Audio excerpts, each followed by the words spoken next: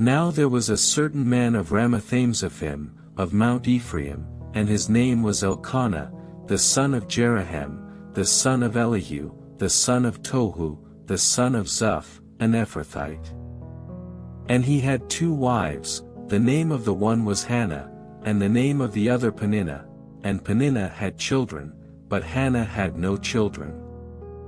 And this man went up out of his city yearly to worship and to sacrifice unto the Lord of hosts in Shiloh. And the 2 sons of Eli, Hophni and Phinehas, the priests of the Lord, were there. And when the time was that Elkanah offered, he gave to Peninnah his wife, and to all her sons and her daughters, portions. But unto Hannah he gave a worthy portion, for he loved Hannah, but the Lord had shut up her womb. And her adversary also provoked her sore, for to make her fret, because the Lord had shut up her womb. And as he did so year by year, when she went up to the house of the Lord, so she provoked her, therefore she wept, and did not eat. Then said Elkanah her husband to her, Hannah, why weepest thou? And why eatest thou not? And why is thy heart grieved? Am not I better to thee than 10 sons? So Hannah rose up after they had eaten in Shiloh, and after they had drunk. Now Eli the priest sat upon a seat by a post of the temple of the Lord. And she was in bitterness of soul, and prayed unto the Lord, and wept sore. And she vowed a vow, and said, O Lord of hosts, if thou wilt indeed look on the affliction of thine handmaid, and remember me, and not forget thine handmaid, but wilt give unto thine handmaid a man-child, then I will give him unto the Lord all the days of his life, and there shall no razor come upon his head. And it came to pass, as she continued praying before the Lord, that Eli marked her mouth. Now Hannah, she spake in her heart, only her lips moved, but her voice was not heard, therefore Eli thought she had been drunken. And Eli said unto her, How long wilt thou be drunken? Put away thy wine from thee. And Hannah answered and said, No, my lord, I am a woman of a sorrowful spirit, I have drunk neither wine nor strong drink, but have poured out my soul before the Lord. Count not thine handmaid for a daughter of Belial, for out of the abundance of my complaint and grief have I spoken hitherto. Then Eli answered and said, Go in peace, and the God of Israel grant thee thy petition that thou hast asked of him. And she said, Let thine handmaid find grace in thy sight. So the woman went her way, and did eat, and her countenance was no more sad. And they rose up in the morning early, and worshipped before the Lord, and returned, and came to their house to Ramah, and Elkanah knew Hannah his wife, and the Lord remembered her. Wherefore it came to pass, when the time was come about after Hannah had conceived, that she bare a son, and called his name Samuel, saying, Because I have asked him of the Lord. And the man Elkanah, and all his house, went up to offer unto the Lord the yearly sacrifice, and his vow. But Hannah went not up, for she said unto her husband, I will not go up until the child be weaned, and then I will bring him, that he may appear before the Lord, and there abide forever. And Elkanah her husband said unto her, Do what seemeth thee good, tarry until thou have weaned him, only the Lord establish his word. So the woman abode, and gave her son suck until she weaned him. And when she had weaned him, she took him up with her, with 3 bullocks, and 1 ephah of flour, and a bottle of wine, and brought him unto the house of the Lord in Shiloh, and the child was young. And they slew a bullock, and brought the child to Eli. And she said, O my Lord, as thy soul liveth, my Lord, I am the woman that stood by thee here, praying unto the Lord. For this child I prayed, and the Lord hath given me my petition which I asked of him. Therefore also I have lent him to the Lord, as long as he liveth he shall be lent to the Lord. And he worshipped the Lord there. And Hannah prayed, and said, My heart rejoiceth in the Lord, mine horn is exalted in the Lord, my mouth is enlarged over mine enemies, because I rejoice in thy salvation. There is none holy as the Lord, for there is none beside thee, neither is there any rock like our God. Talk no more so exceeding proudly, let not arrogancy come out of your mouth, for the Lord is a God of knowledge, and by him actions are weighed. The bows of the mighty men are broken, and they that stumbled are girded with strength. They that were full have hired out themselves for bread, and they that were hungry ceased, so that the barren hath borne 7, and she that hath many children is waxed feeble. The Lord killeth, and mocketh alive, he bringeth down to the grave, and bringeth up. The Lord mocketh poor, and mocketh rich, he bringeth low, and lifteth up.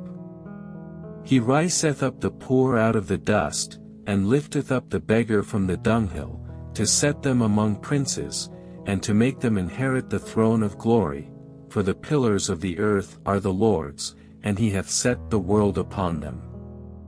He will keep the feet of his saints, and the wicked shall be silent in darkness, for by strength shall no man prevail. The adversaries of the Lord shall be broken to pieces, out of heaven shall he thunder upon them, the Lord shall judge the ends of the earth, and he shall give strength unto his king, and exalt the horn of his anointed. And Elkanah went to Ramah to his house. And the child did minister unto the Lord before Eli the priest. Now the sons of Eli were sons of Belial, they knew not the Lord. And the priest's custom with the people was, that, when any man offered sacrifice, the priest's servant came, while the flesh was in seething, with a flesh hook of 3 teeth in his hand. And he struck it into the pan, or kettle, or cauldron, or pot, all that the flesh hook brought up the priest took for himself. So they did in Shiloh unto all the Israelites that came thither. Also before they burnt the fat, the priest's servant came, and said to the man that sacrificed, Give flesh to roast for the priest, for he will not have sodden flesh of thee, but raw. And if any man said unto him, Let them not fail to burn the fat presently, and then take as much as thy soul desireth, then he would answer him, Nay, but thou shalt give it me now, and if not, I will take it by force. Wherefore the sin of the young men was very great before the Lord, for men abhorred the offering of the Lord. But Samuel ministered before the Lord, being a child, girded with a linen ephod. Moreover his mother made him a little coat, and brought it to him from year to year, when she came up with her husband to offer the yearly sacrifice. And Eli blessed Elkanah and his wife, and said, The Lord give thee seed of this woman for the loan which is lent to the Lord. And they went unto their own home. And the Lord visited Hannah, so that she conceived, and bare 3 sons and 2 daughters. And the child Samuel grew before the Lord. Now Eli was very old, and heard all that his sons did unto all Israel, and how they lay with the women that assembled at the door of the tabernacle of the congregation.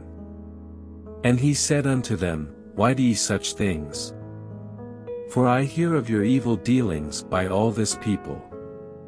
Nay, my sons, for it is no good report that I hear, ye make the Lord's people to transgress.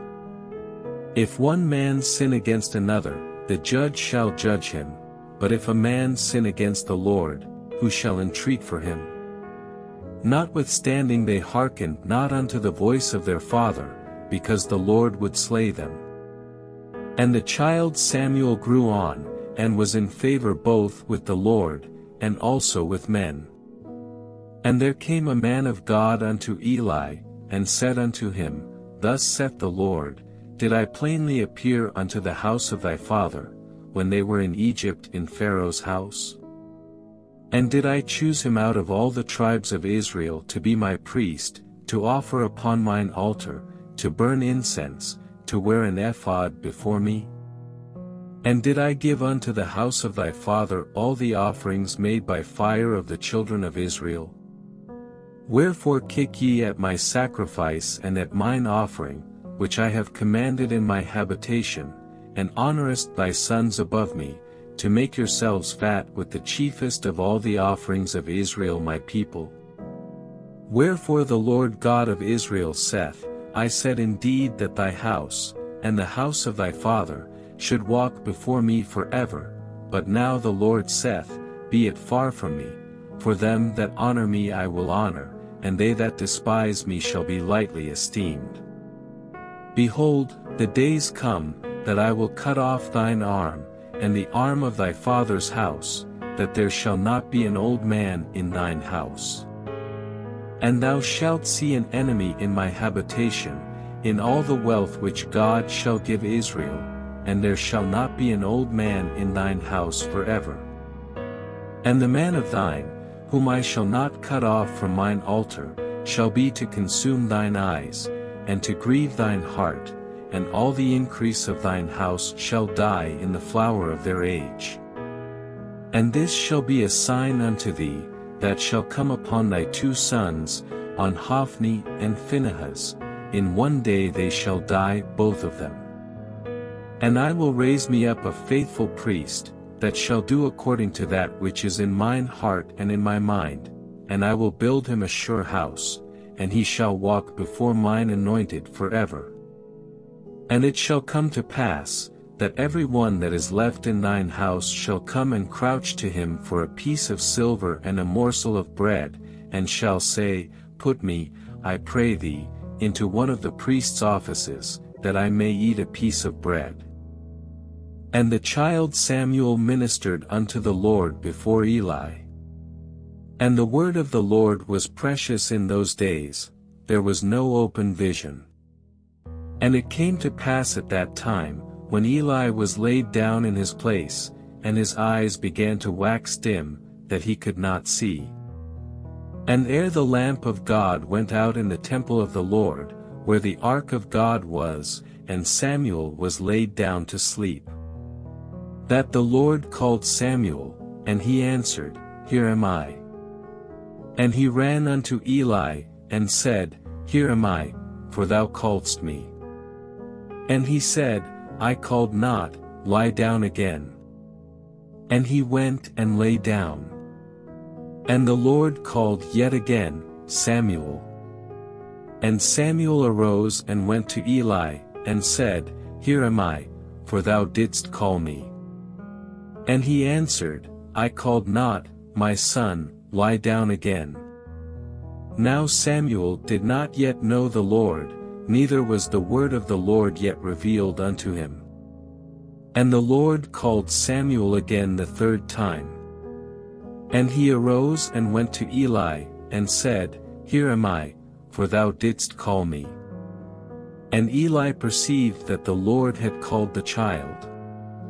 Therefore Eli said unto Samuel, Go, lie down, and it shall be, if he call thee, that thou shalt say, Speak, Lord, for thy servant heareth. So Samuel went and lay down in his place. And the Lord came, and stood, and called as at other times, Samuel, Samuel. Then Samuel answered, Speak, for thy servant heareth. And the Lord said to Samuel, Behold, I will do a thing in Israel, at which both the ears of every one that heareth it shall tingle. In that day I will perform against Eli all things which I have spoken concerning his house. When I begin, I will also make an end. For I have told him that I will judge his house forever for the iniquity which he knoweth, because his sons made themselves vile, and he restrained them not. And therefore I have sworn unto the house of Eli, that the iniquity of Eli's house shall not be purged with sacrifice nor offering forever. And Samuel lay until the morning, and opened the doors of the house of the Lord. And Samuel feared to shew Eli the vision. Then Eli called Samuel, and said, Samuel, my son. And he answered, Here am I. And he said, What is the thing that the Lord hath said unto thee? I pray thee hide it not from me, God do so to thee, and more also, if thou hide anything from me of all the things that he said unto thee. And Samuel told him every whit, and hid nothing from him. And he said, It is the Lord, let him do what seemeth him good. And Samuel grew, and the Lord was with him, and did let none of his words fall to the ground. And all Israel from Dan even to Beersheba knew that Samuel was established to be a prophet of the Lord. And the Lord appeared again in Shiloh, for the Lord revealed himself to Samuel in Shiloh by the word of the Lord. And the word of Samuel came to all Israel.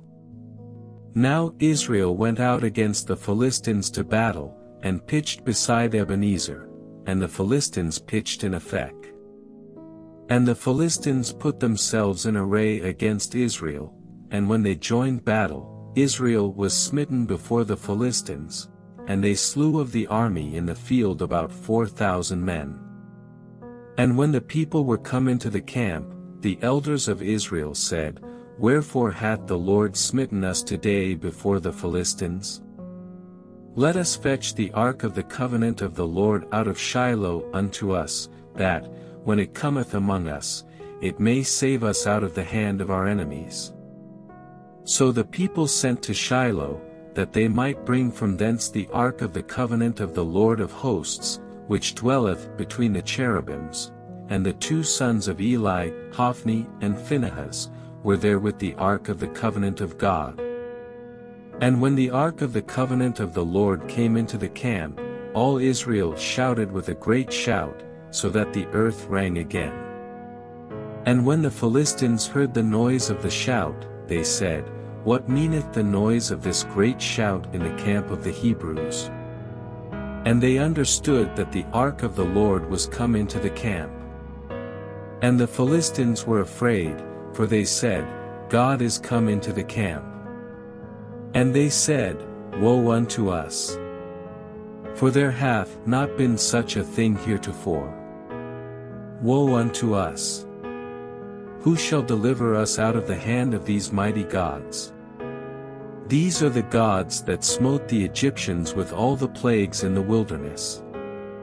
Be strong and quit yourselves like men, O ye Philistines, that ye be not servants unto the Hebrews, as they have been to you. Quit yourselves like men, and fight.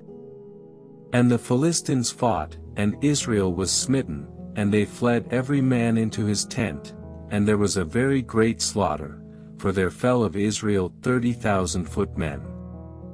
And the ark of God was taken, and the two sons of Eli, Hophni and Phinehas, were slain. And there ran a man of Benjamin out of the army, and came to Shiloh the same day with his clothes rent, and with earth upon his head.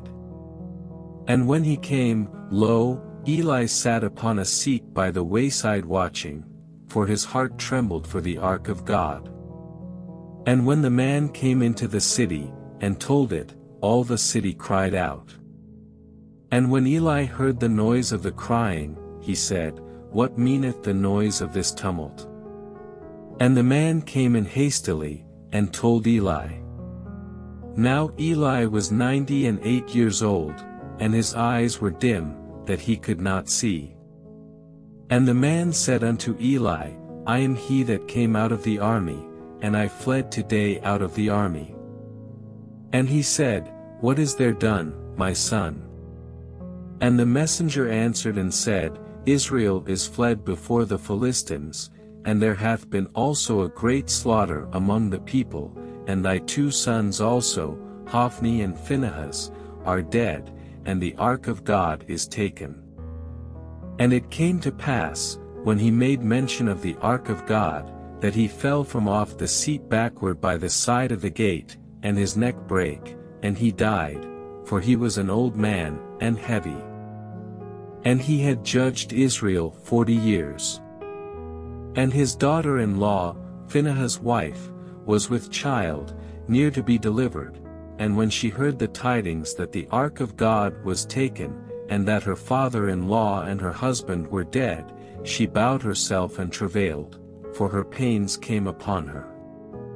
And about the time of her death the women that stood by her said unto her, Fear not, for thou hast borne a son. But she answered not, neither did she regard it. And she named the child Ichabod, saying, The glory is departed from Israel, because the ark of God was taken, and because of her father-in-law and her husband. And she said, The glory is departed from Israel, for the ark of God is taken. And the Philistines took the ark of God, and brought it from Ebenezer unto Ashdod. When the Philistines took the ark of God, they brought it into the house of Dagon, and set it by Dagon. And when they of Ashdod arose early on the morrow, behold, Dagon was fallen upon his face to the earth before the ark of the Lord. And they took Dagon, and set him in his place again. And when they arose early on the morrow morning, behold, Dagon was fallen upon his face to the ground before the ark of the Lord, and the head of Dagon and both the palms of his hands were cut off upon the threshold, only the stump of Dagon was left to him. Therefore neither the priests of Dagon, nor any that come into Dagon's house, tread on the threshold of Dagon in Ashdod unto this day. But the hand of the Lord was heavy upon them of Ashdod, and he destroyed them, and smote them with emerods, even Ashdod and the coasts thereof. And when the men of Ashdod saw that it was so, they said, The ark of the God of Israel shall not abide with us, for his hand is sore upon us, and upon Dagon our God. They sent therefore and gathered all the lords of the Philistines unto them, and said, What shall we do with the ark of the God of Israel? And they answered, Let the ark of the God of Israel be carried about unto Gath. And they carried the ark of the God of Israel about thither. And it was so, that, after they had carried it about, the hand of the Lord was against the city with a very great destruction, and he smote the men of the city, both small and great, and they had emerods in their secret parts. Therefore they sent the ark of God to Ekron. And it came to pass, as the ark of God came to Ekron, that the Ekronites cried out, saying, They have brought about the ark of the God of Israel to us, to slay us and our people. So they sent and gathered together all the lords of the Philistines, and said, Send away the ark of the God of Israel, and let it go again to his own place, that it slay us not, and our people, for there was a deadly destruction throughout all the city, the hand of God was very heavy there. And the men that died not were smitten with the emerods, and the cry of the city went up to heaven. And the ark of the Lord was in the country of the Philistines 7 months. And the Philistines called for the priests and the diviners, saying, What shall we do to the ark of the Lord? Tell us wherewith we shall send it to his place. And they said, If ye send away the ark of the God of Israel, send it not empty, but in any wise return him a trespass offering, then ye shall be healed, and it shall be known to you why his hand is not removed from you. Then said they, What shall be the trespass offering which we shall return to him? They answered, 5 golden emerods, and 5 golden mice, according to the number of the lords of the Philistines, for one plague was on you all, and on your lords. Wherefore ye shall make images of your emerods, and images of your mice that mar the land, and ye shall give glory unto the God of Israel, peradventure he will lighten his hand from off you, and from off your gods, and from off your land. Wherefore then do ye harden your hearts, as the Egyptians and Pharaoh hardened their hearts? When he had wrought wonderfully among them, did they not let the people go, and they departed? Now therefore make a new cart, and take 2 milch kine, on which there hath come no yoke, and tie the kine to the cart, and bring their calves home from them. And take the ark of the Lord, and lay it upon the cart, and put the jewels of gold, which ye return him for a trespass offering, in a coffer by the side thereof, and send it away, that it may go. And see, if it goeth up by the way of his own coast to Bethshemesh, then he hath done us this great evil, but if not, then we shall know that it is not his hand that smote us, it was a chance that happened to us. And the men did so, and took 2 milch kine, and tied them to the cart, and shut up their calves at home. And they laid the ark of the Lord upon the cart, and the coffer with the mice of gold and the images of their emerods. And the kine took the straight way to the way of Bethshemesh, and went along the highway, lowing as they went, and turned not aside to the right hand or to the left, and the lords of the Philistines went after them unto the border of Bethshemesh. And they of Bethshemesh were reaping their wheat harvest in the valley, and they lifted up their eyes, and saw the ark, and rejoiced to see it. And the cart came into the field of Joshua, a Bethshemite, and stood there, where there was a great stone, and they clave the wood of the cart, and offered the kine a burnt offering unto the Lord. And the Levites took down the ark of the Lord, and the coffer that was with it, wherein the jewels of gold were, and put them on the great stone, and the men of Bethshemesh offered burnt offerings and sacrificed sacrifices the same day unto the Lord. And when the 5 lords of the Philistines had seen it, they returned to Ekron the same day. And these are the golden emerods which the Philistines returned for a trespass offering unto the Lord, for Ashdod 1, for Gaza 1, for Askelon 1, for Gath 1, for Ekron 1. And the golden mice, according to the number of all the cities of the Philistines belonging to the 5 lords, both of fenced cities, and of country villages, even unto the great stone of Abel, whereon they set down the ark of the Lord, which stone remaineth unto this day in the field of Joshua, the Bethshemite. And he smote the men of Bethshemesh, because they had looked into the ark of the Lord, even he smote of the people 50,000 threescore and 10 men, and the people lamented, because the Lord had smitten many of the people with a great slaughter. And the men of Bethshemesh said, Who is able to stand before this holy Lord God? And to whom shall he go up from us?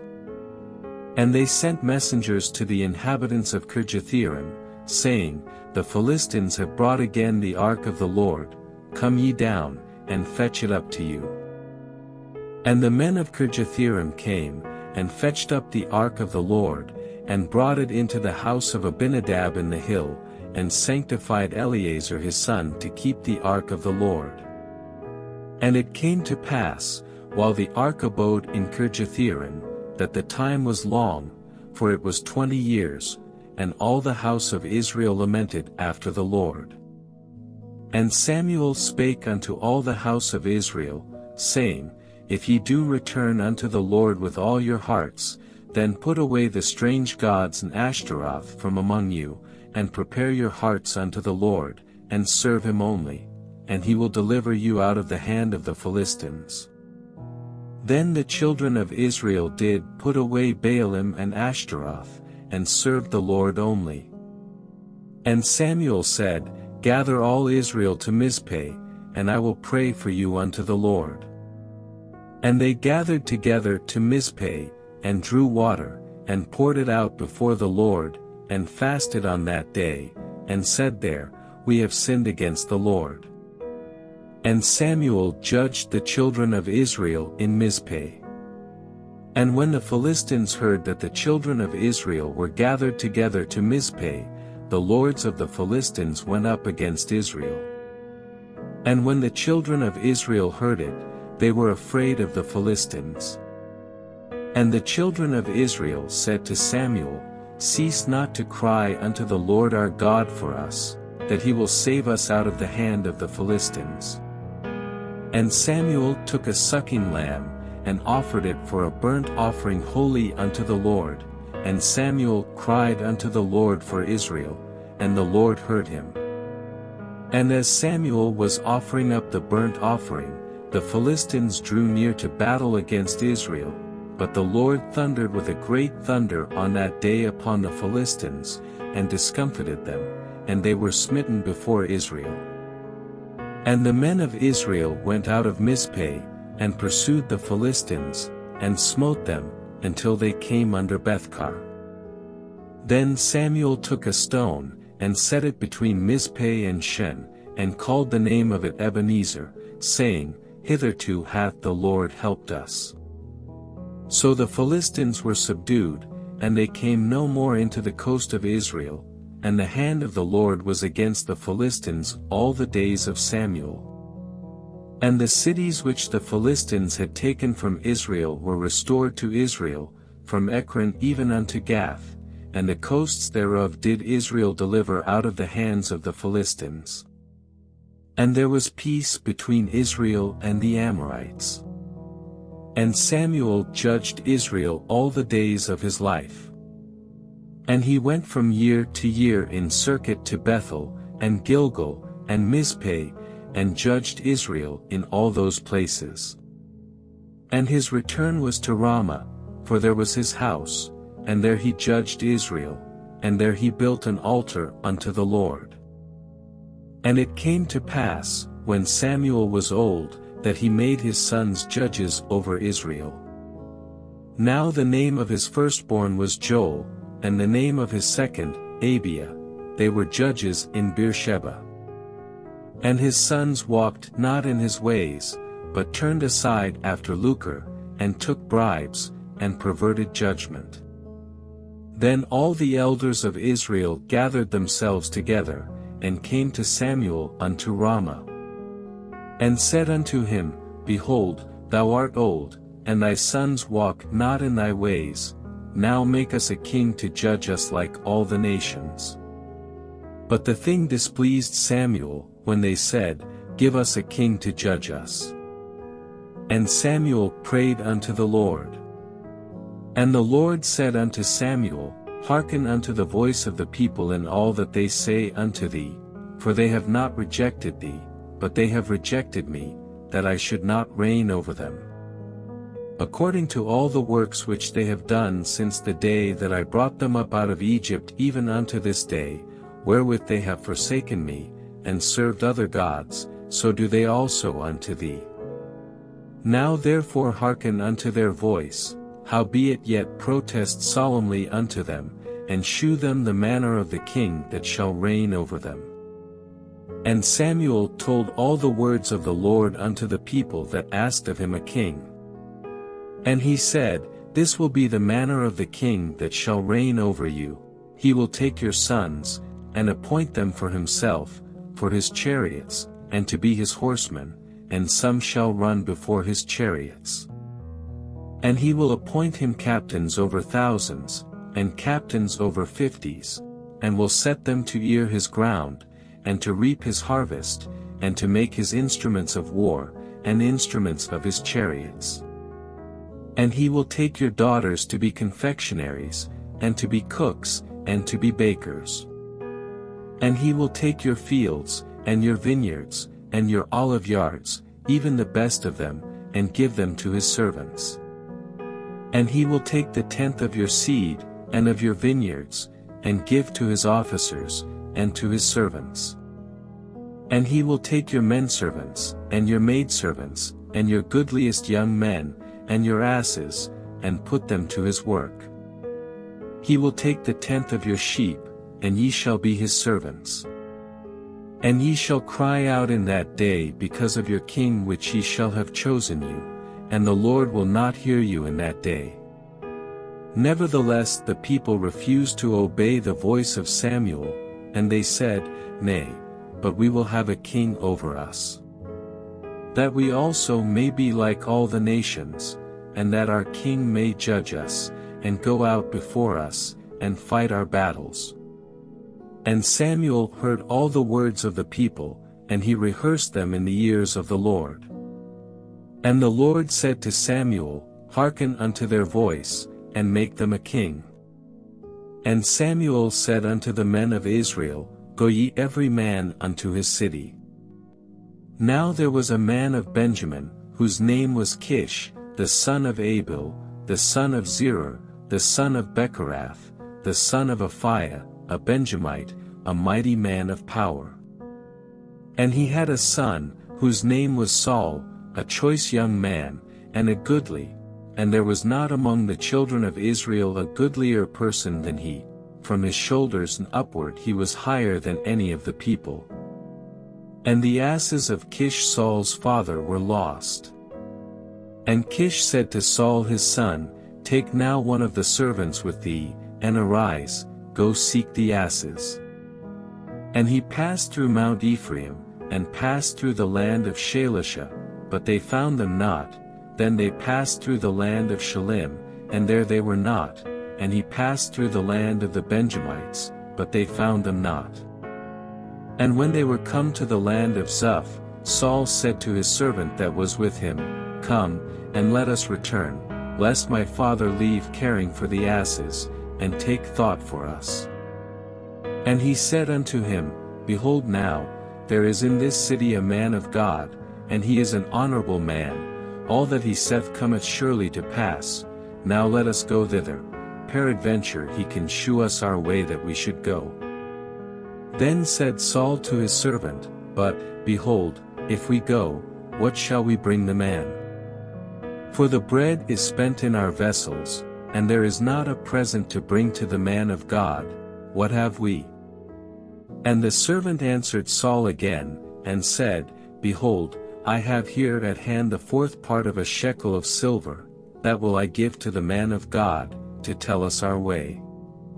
Before time in Israel, when a man went to inquire of God, thus he spake, "Come, and let us go to the seer," for he that is now called a prophet was before time called a seer. Then said Saul to his servant, "Well said, come, let us go." So they went unto the city where the man of God was.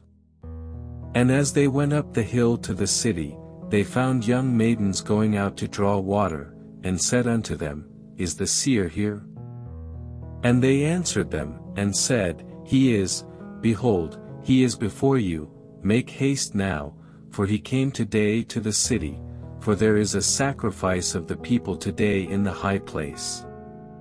As soon as ye be come into the city, ye shall straightway find him, before he go up to the high place to eat, for the people will not eat until he come, because he doth bless the sacrifice, and afterwards they eat that be bidden.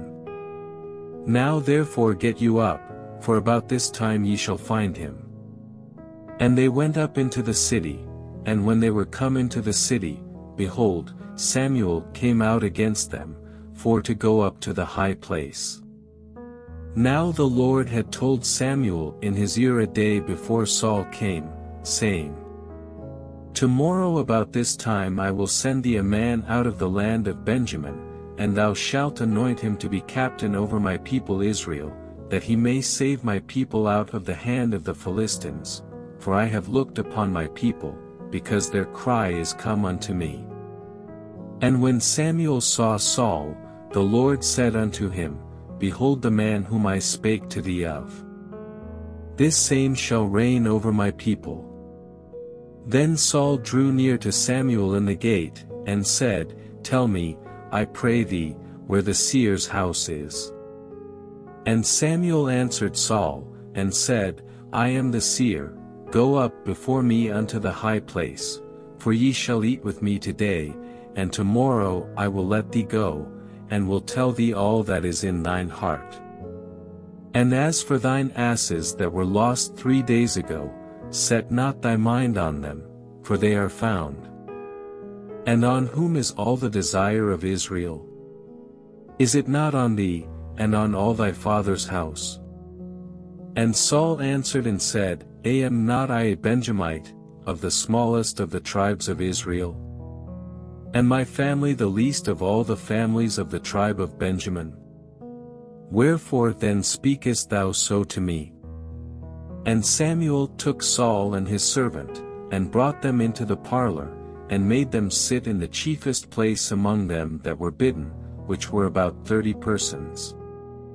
And Samuel said unto the cook, Bring the portion which I gave thee, of which I said unto thee, Set it by thee. And the cook took up the shoulder, and that which was upon it, and set it before Saul. And Samuel said, Behold that which is left. Set it before thee, and eat, for unto this time hath it been kept for thee since I said, I have invited the people. So Saul did eat with Samuel that day. And when they were come down from the high place into the city, Samuel communed with Saul upon the top of the house. And they arose early, and it came to pass about the spring of the day, that Samuel called Saul to the top of the house, saying, Up, that I may send thee away. And Saul arose, and they went out both of them, he and Samuel, abroad. And as they were going down to the end of the city, Samuel said to Saul, Bid the servant pass on before us, and he passed on, but stand thou still a while, that I may shew thee the word of God. Then Samuel took a vial of oil, and poured it upon his head, and kissed him, and said, Is it not because the Lord hath anointed thee to be captain over his inheritance? When thou art departed from me today, then thou shalt find 2 men by Rachel's sepulchre in the border of Benjamin at Zelzah, and they will say unto thee, The asses which thou wentest to seek are found, and, lo, thy father hath left the care of the asses, and sorroweth for you, saying, What shall I do for my son? Then shalt thou go on forward from thence, and thou shalt come to the plain of Tabor, and there shall meet thee 3 men going up to God to Bethel, one carrying 3 kids, and another carrying 3 loaves of bread, and another carrying a bottle of wine. And they will salute thee, and give thee 2 loaves of bread, which thou shalt receive of their hands. After that thou shalt come to the hill of God, where is the garrison of the Philistines, and it shall come to pass, when thou art come thither to the city, that thou shalt meet a company of prophets coming down from the high place with a psaltery, and a tabret, and a pipe, and a harp, before them, and they shall prophesy. And the Spirit of the Lord will come upon thee, and thou shalt prophesy with them, and shalt be turned into another man.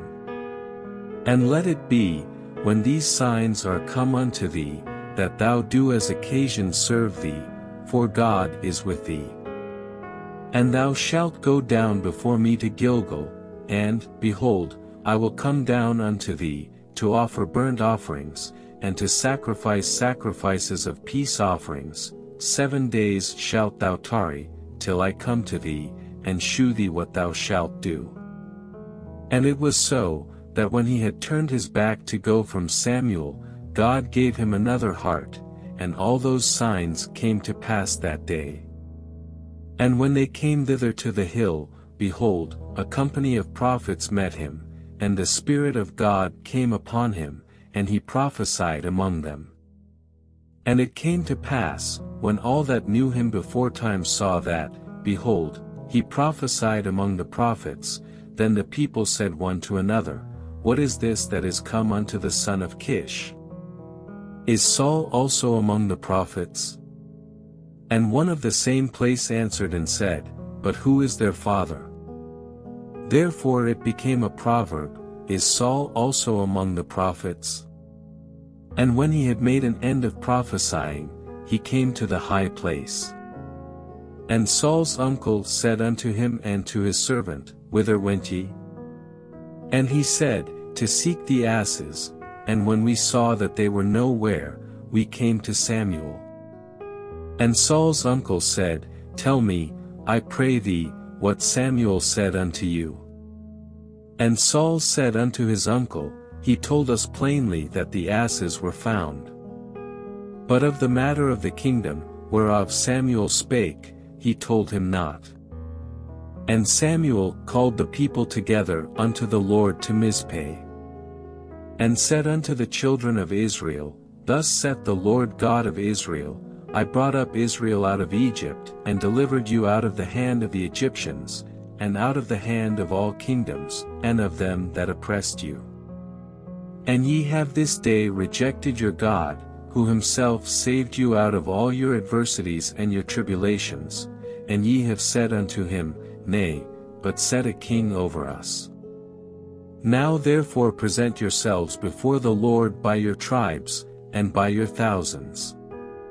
And when Samuel had caused all the tribes of Israel to come near, the tribe of Benjamin was taken.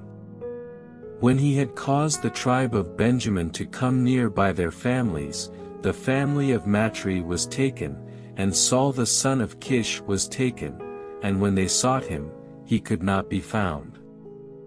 Therefore they inquired of the Lord further, if the man should yet come thither. And the Lord answered, Behold, he hath hid himself among the stuff.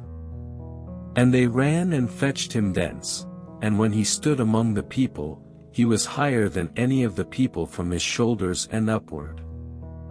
And Samuel said to all the people, See ye him whom the Lord hath chosen, that there is none like him among all the people. And all the people shouted, and said, God save the king. Then Samuel told the people the manner of the kingdom, and wrote it in a book, and laid it up before the Lord. And Samuel sent all the people away, every man to his house. And Saul also went home to Gibeah, and there went with him a band of men, whose hearts God had touched. But the children of Belial said, How shall this man save us? And they despised him, and brought no presents. But he held his peace.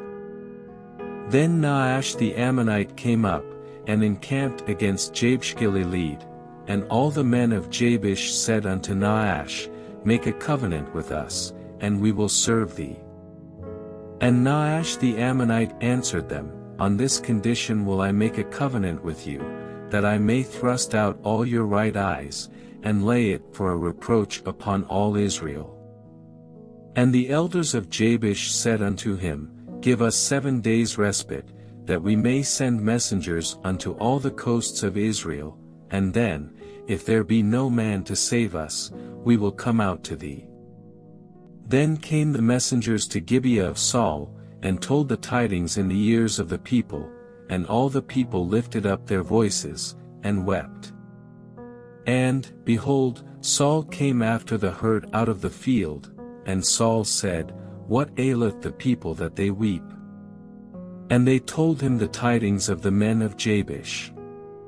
And the Spirit of God came upon Saul when he heard those tidings, and his anger was kindled greatly.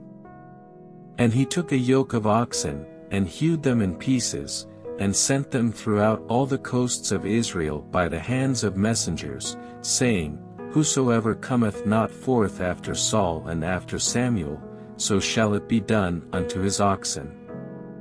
And the fear of the Lord fell on the people, and they came out with one consent.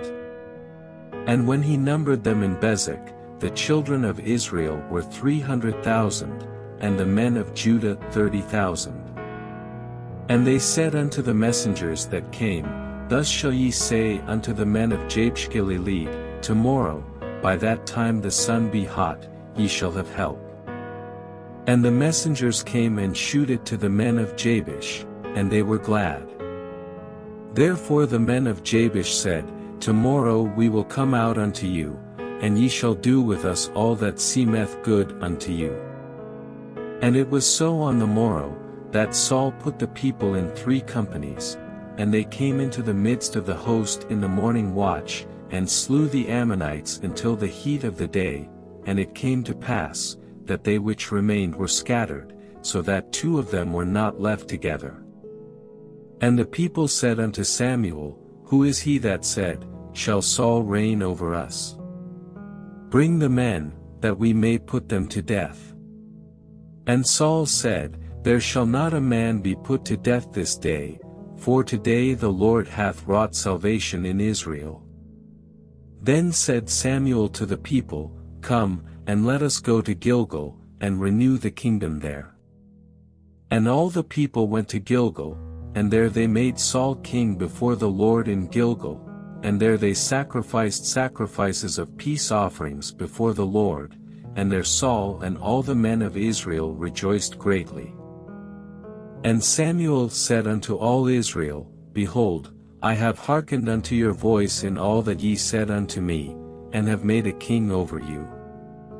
And now, behold, the king walketh before you, and I am old and grey-headed, and, behold, my sons are with you, and I have walked before you from my childhood unto this day. Behold, here I am, witness against me before the Lord, and before his anointed, whose ox have I taken? Or whose ass have I taken? Or whom have I defrauded? Whom have I oppressed? Or of whose hand have I received any bribe to blind mine eyes therewith? And I will restore it you. And they said, Thou hast not defrauded us, nor oppressed us, neither hast thou taken aught of any man's hand. And he said unto them, The Lord is witness against you, and his anointed is witness this day, that ye have not found aught in my hand. And they answered, He is witness. And Samuel said unto the people, It is the Lord that advanced Moses and Aaron, and that brought your fathers up out of the land of Egypt.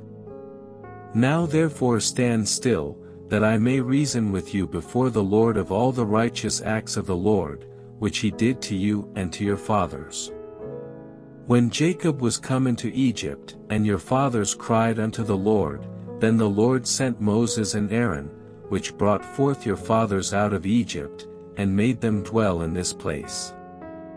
And when they forgat the Lord their God, he sold them into the hand of Sisera, captain of the host of Hazor, and into the hand of the Philistines, and into the hand of the king of Moab, and they fought against them. And they cried unto the Lord, and said, We have sinned, because we have forsaken the Lord, and have served Baalim and Ashtaroth.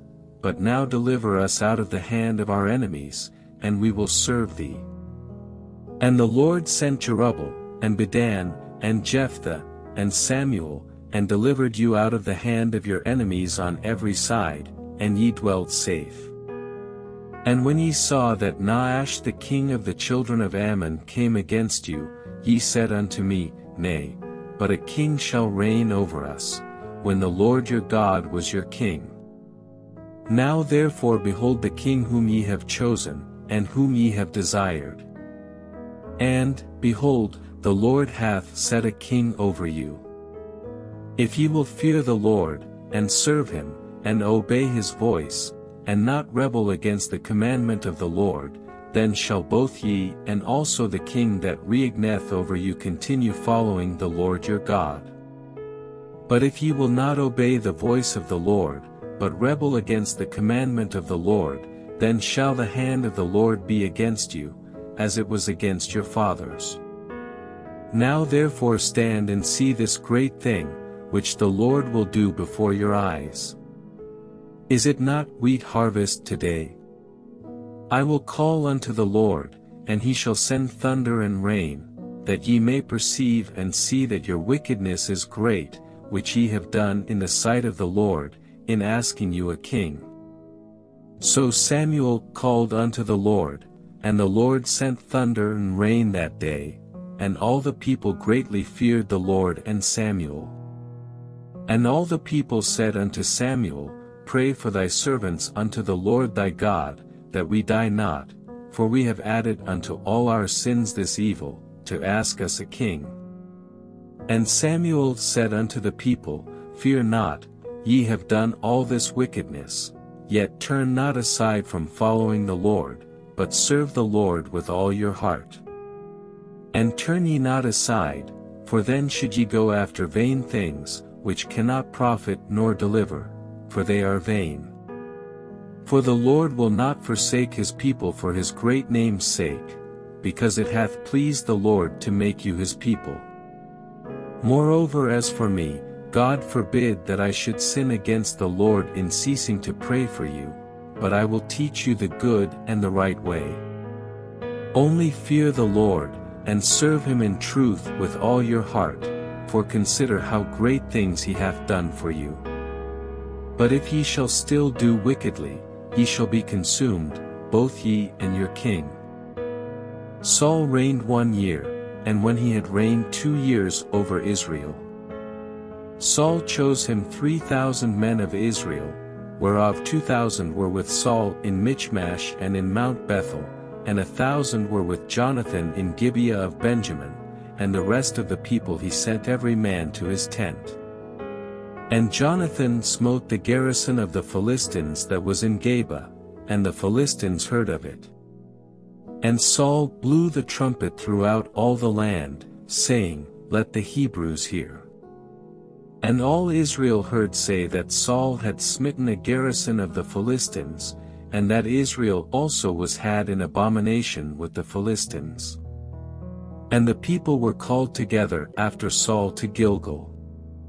And the Philistines gathered themselves together to fight with Israel, 30,000 chariots, and 6,000 horsemen, and people as the sand which is on the sea shore in multitude, and they came up, and pitched in Michmash, eastward from Bethaven.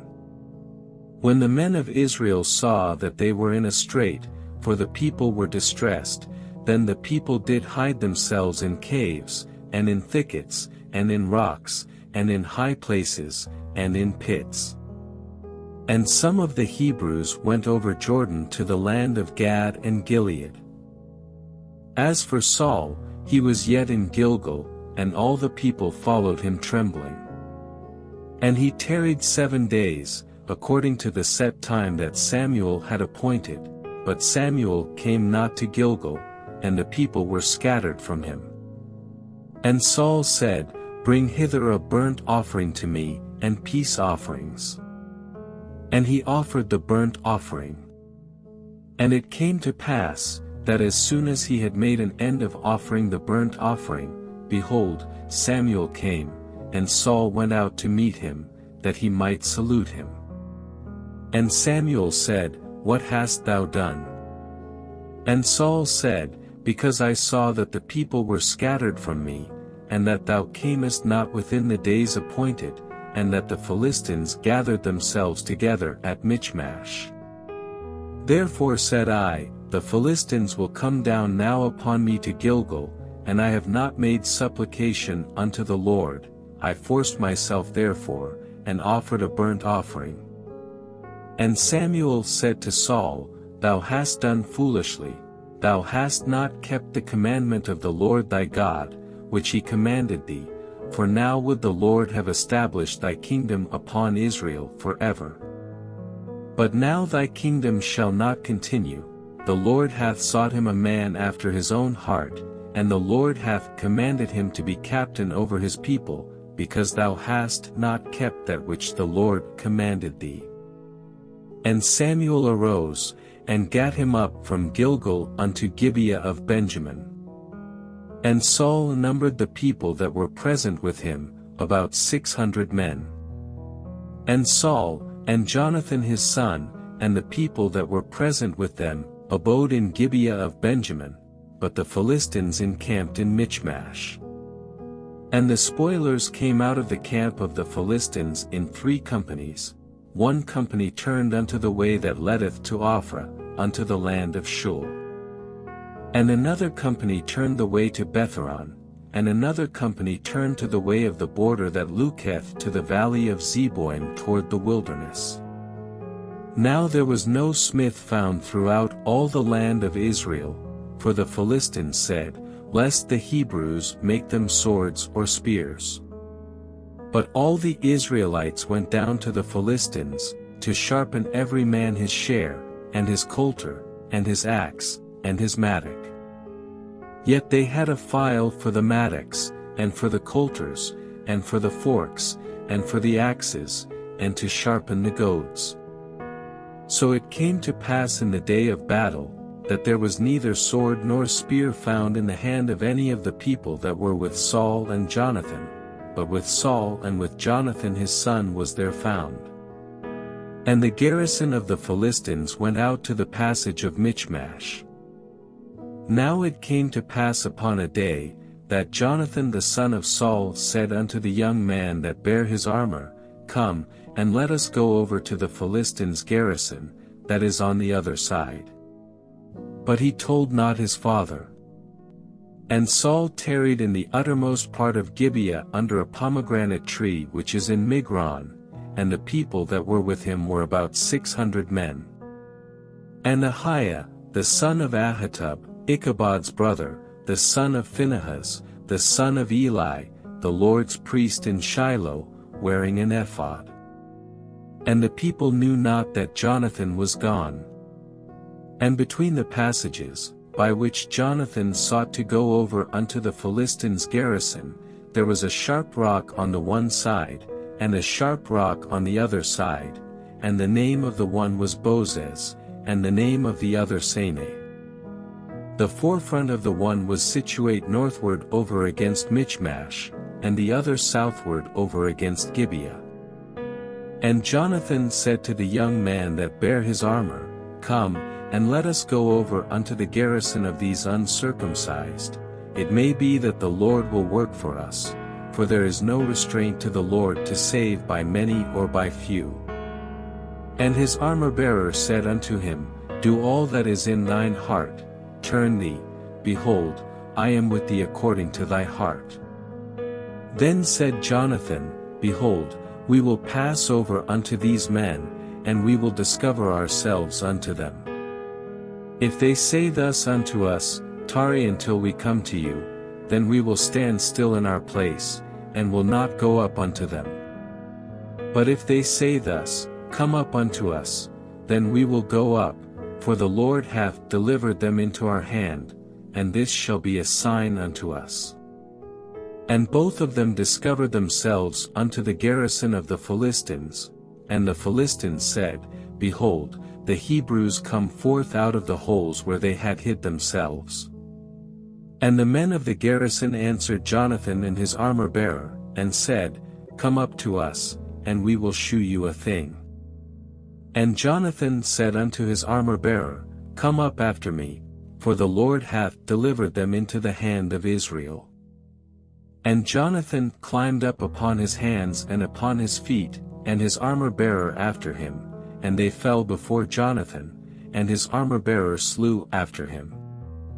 And that first slaughter, which Jonathan and his armor-bearer made, was about 20 men, within as it were an half-acre of land, which a yoke of oxen might plow. And there was trembling in the host, in the field, and among all the people, the garrison, and the spoilers, they also trembled, and the earth quaked, so it was a very great trembling. And the watchmen of Saul in Gibeah of Benjamin looked, and, behold, the multitude melted away, and they went on beating down one another. Then said Saul unto the people that were with him, Number now, and see who is gone from us.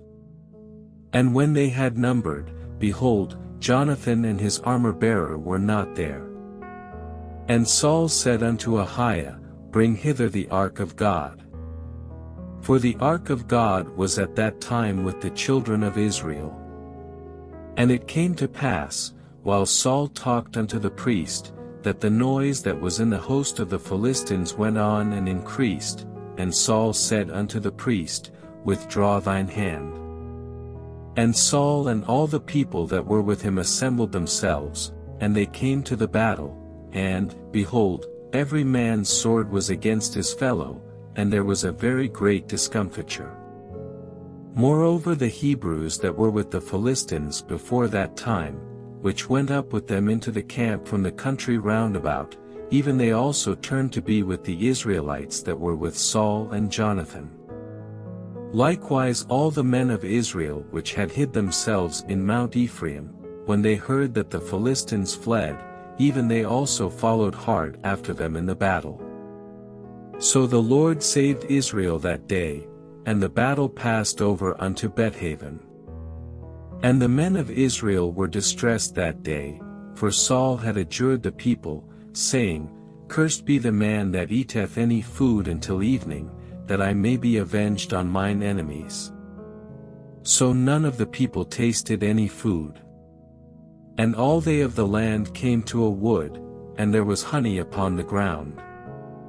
And when the people were come into the wood, behold, the honey dropped, but no man put his hand to his mouth, for the people feared the oath. But Jonathan heard not when his father charged the people with the oath, wherefore he put forth the end of the rod that was in his hand, and dipped it in an honeycomb, and put his hand to his mouth, and his eyes were enlightened. Then answered one of the people, and said, Thy father straitly charged the people with an oath, saying, Cursed be the man that eateth any food this day. And the people were faint. Then said Jonathan, My father hath troubled the land. See, I pray you, how mine eyes have been enlightened, because I tasted a little of this honey. How much more, if haply the people had eaten freely today of the spoil of their enemies which they found. For had there not been now a much greater slaughter among the Philistines? And they smote the Philistines that day from Michmash to Aijalon, and the people were very faint. And the people flew upon the spoil, and took sheep, and oxen, and calves, and slew them on the ground, and the people did eat them with the blood. Then they told Saul, saying, Behold, the people sin against the Lord, in that they eat with the blood. And he said, Ye have transgressed, roll a great stone unto me this day. And Saul said, Disperse yourselves among the people, and say unto them, Bring me hither every man his ox, and every man his sheep, and slay them here, and eat, and sin not against the Lord in eating with the blood.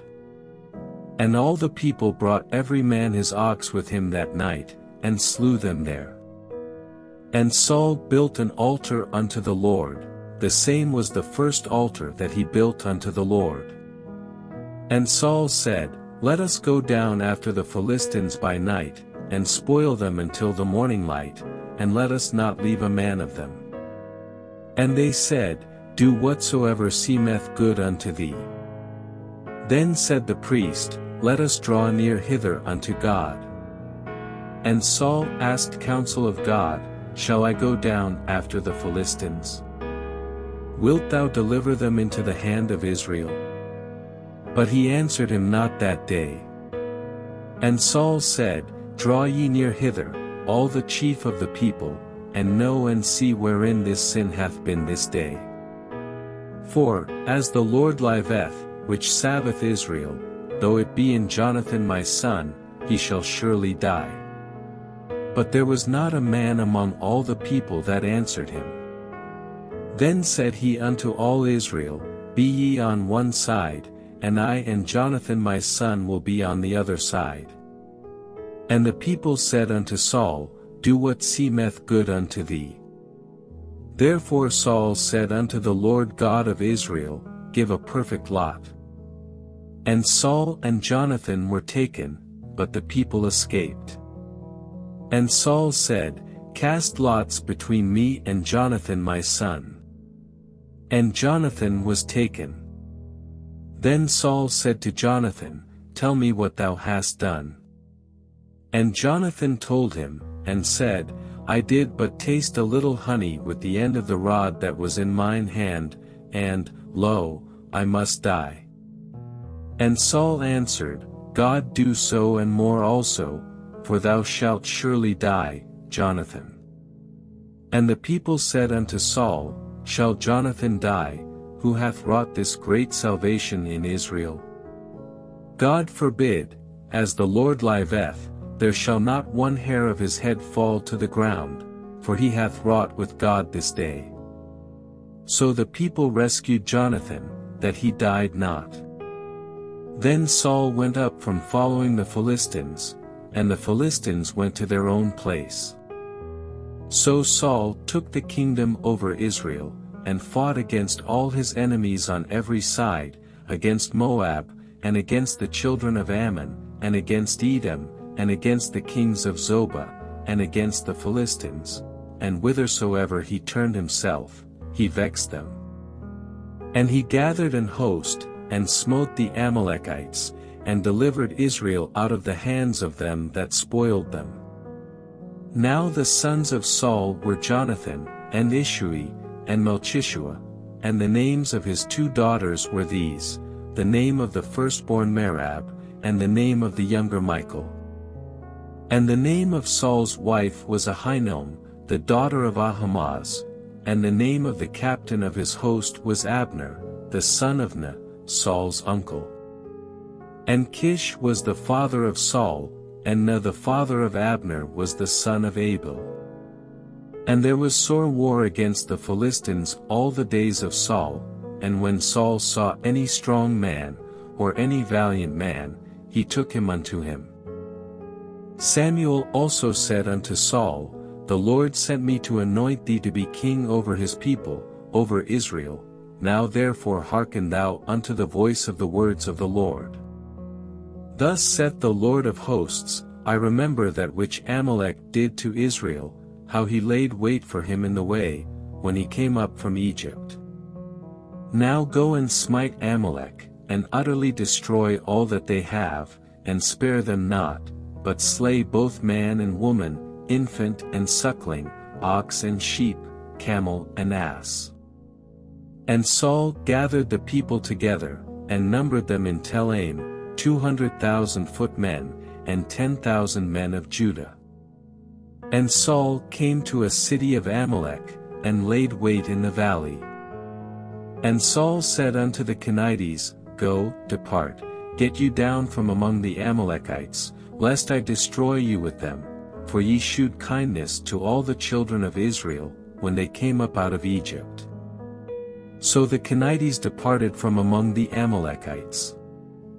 And Saul smote the Amalekites from Havilah until thou comest to Shur, that is over against Egypt. And he took Agag the king of the Amalekites alive, and utterly destroyed all the people with the edge of the sword. But Saul and the people spared Agag, and the best of the sheep, and of the oxen, and of the fatlings, and the lambs, and all that was good, and would not utterly destroy them, but everything that was vile and refuse, that they destroyed utterly. Then came the word of the Lord unto Samuel, saying, It repenteth me that I have set up Saul to be king, for he is turned back from following me, and hath not performed my commandments. And it grieved Samuel, and he cried unto the Lord all night. And when Samuel rose early to meet Saul in the morning, it was told Samuel, saying, Saul came to Carmel, and, behold, he set him up a place, and is gone about, and passed on, and gone down to Gilgal. And Samuel came to Saul, and Saul said unto him, Blessed be thou of the Lord, I have performed the commandment of the Lord. And Samuel said, What meaneth then this bleating of the sheep in mine ears, and the lowing of the oxen which I hear?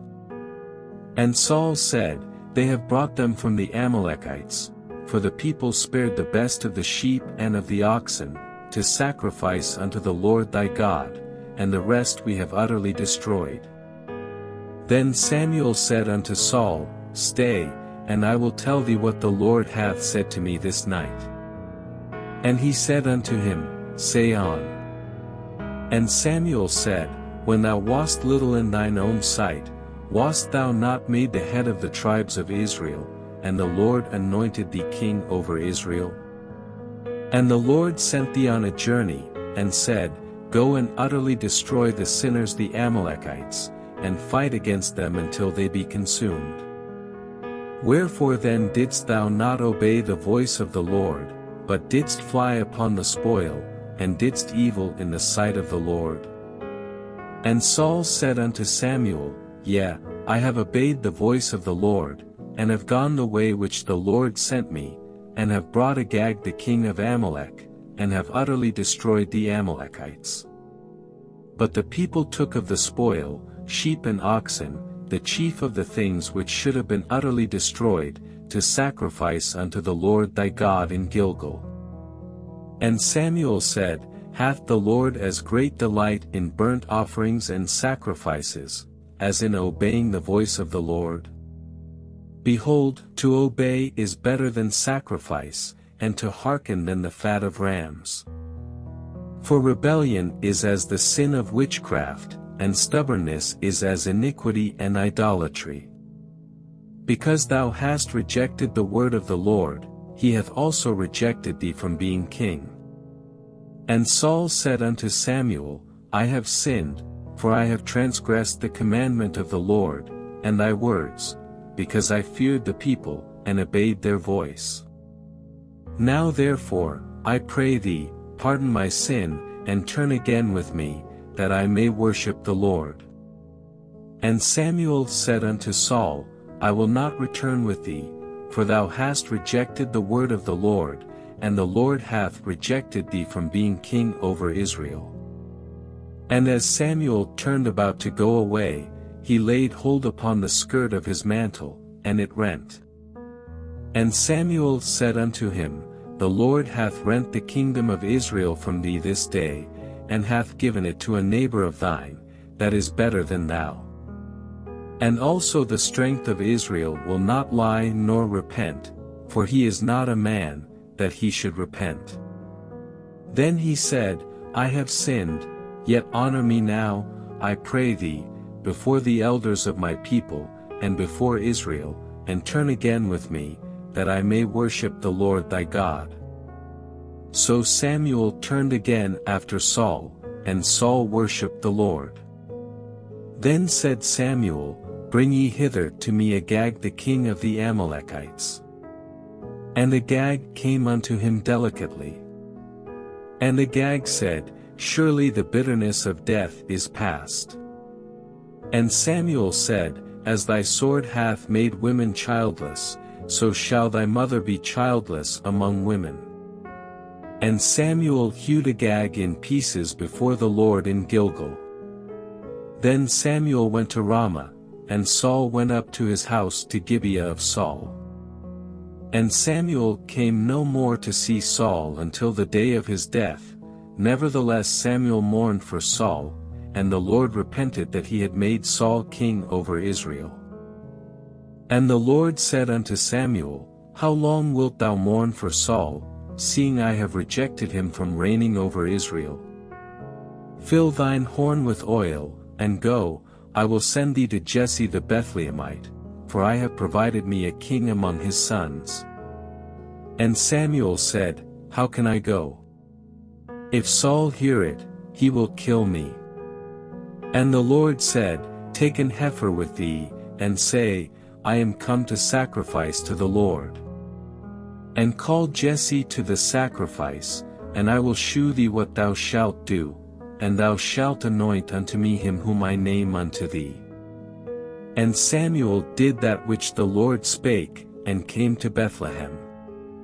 And the elders of the town trembled at his coming, and said, Comest thou peaceably? And he said, Peaceably, I am come to sacrifice unto the Lord, sanctify yourselves, and come with me to the sacrifice. And he sanctified Jesse and his sons, and called them to the sacrifice. And it came to pass, when they were come, that he looked on Eliab, and said, Surely the Lord's anointed is before him. But the Lord said unto Samuel, Look not on his countenance, or on the height of his stature, because I have refused him, for the Lord seeth not as man seeth, for man looketh on the outward appearance, but the Lord looketh on the heart. Then Jesse called Abinadab, and made him pass before Samuel. And he said, Neither hath the Lord chosen this. Then Jesse made Shammah to pass by. And he said, Neither hath the Lord chosen this. Again, Jesse made 7 of his sons to pass before Samuel. And Samuel said unto Jesse, The Lord hath not chosen these. And Samuel said unto Jesse, Are here all thy children? And he said, There remaineth yet the youngest, and, behold, he keepeth the sheep. And Samuel said unto Jesse, Send and fetch him, for we will not sit down till he come hither. And he sent, and brought him in. Now he was ruddy, and withal of a beautiful countenance, and goodly to look to. And the Lord said, Arise, anoint him, for this is he. Then Samuel took the horn of oil, and anointed him in the midst of his brethren, and the Spirit of the Lord came upon David from that day forward. So Samuel rose up, and went to Ramah. But the Spirit of the Lord departed from Saul, and an evil spirit from the Lord troubled him. And Saul's servants said unto him, Behold now, an evil spirit from God troubleth thee. Let our Lord now command thy servants, which are before thee, to seek out a man, who is a cunning player on an harp, and it shall come to pass, when the evil spirit from God is upon thee, that he shall play with his hand, and thou shalt be well. And Saul said unto his servants, Provide me now a man that can play well, and bring him to me. Then answered one of the servants, and said, Behold, I have seen a son of Jesse the Bethlehemite, that is cunning in playing, and a mighty valiant man, and a man of war, and prudent in matters, and a comely person, and the Lord is with him. Wherefore Saul sent messengers unto Jesse, and said, Send me David thy son, which is with the sheep. And Jesse took an ass laden with bread, and a bottle of wine, and a kid, and sent them by David his son unto Saul. And David came to Saul, and stood before him, and he loved him greatly, and he became his armor-bearer. And Saul sent to Jesse, saying, Let David, I pray thee, stand before me, for he hath found favor in my sight. And it came to pass, when the evil spirit from God was upon Saul, that David took an harp, and played with his hand, so Saul was refreshed, and was well, and the evil spirit departed from him. Now the Philistines gathered together their armies to battle, and were gathered together at Shochoh, which belongeth to Judah, and pitched between Shochoh and Azekah, in Ephes-dammim. And Saul and the men of Israel were gathered together, and pitched by the valley of Elah, and set the battle in array against the Philistines. And the Philistines stood on a mountain on the one side, and Israel stood on a mountain on the other side, and there was a valley between them.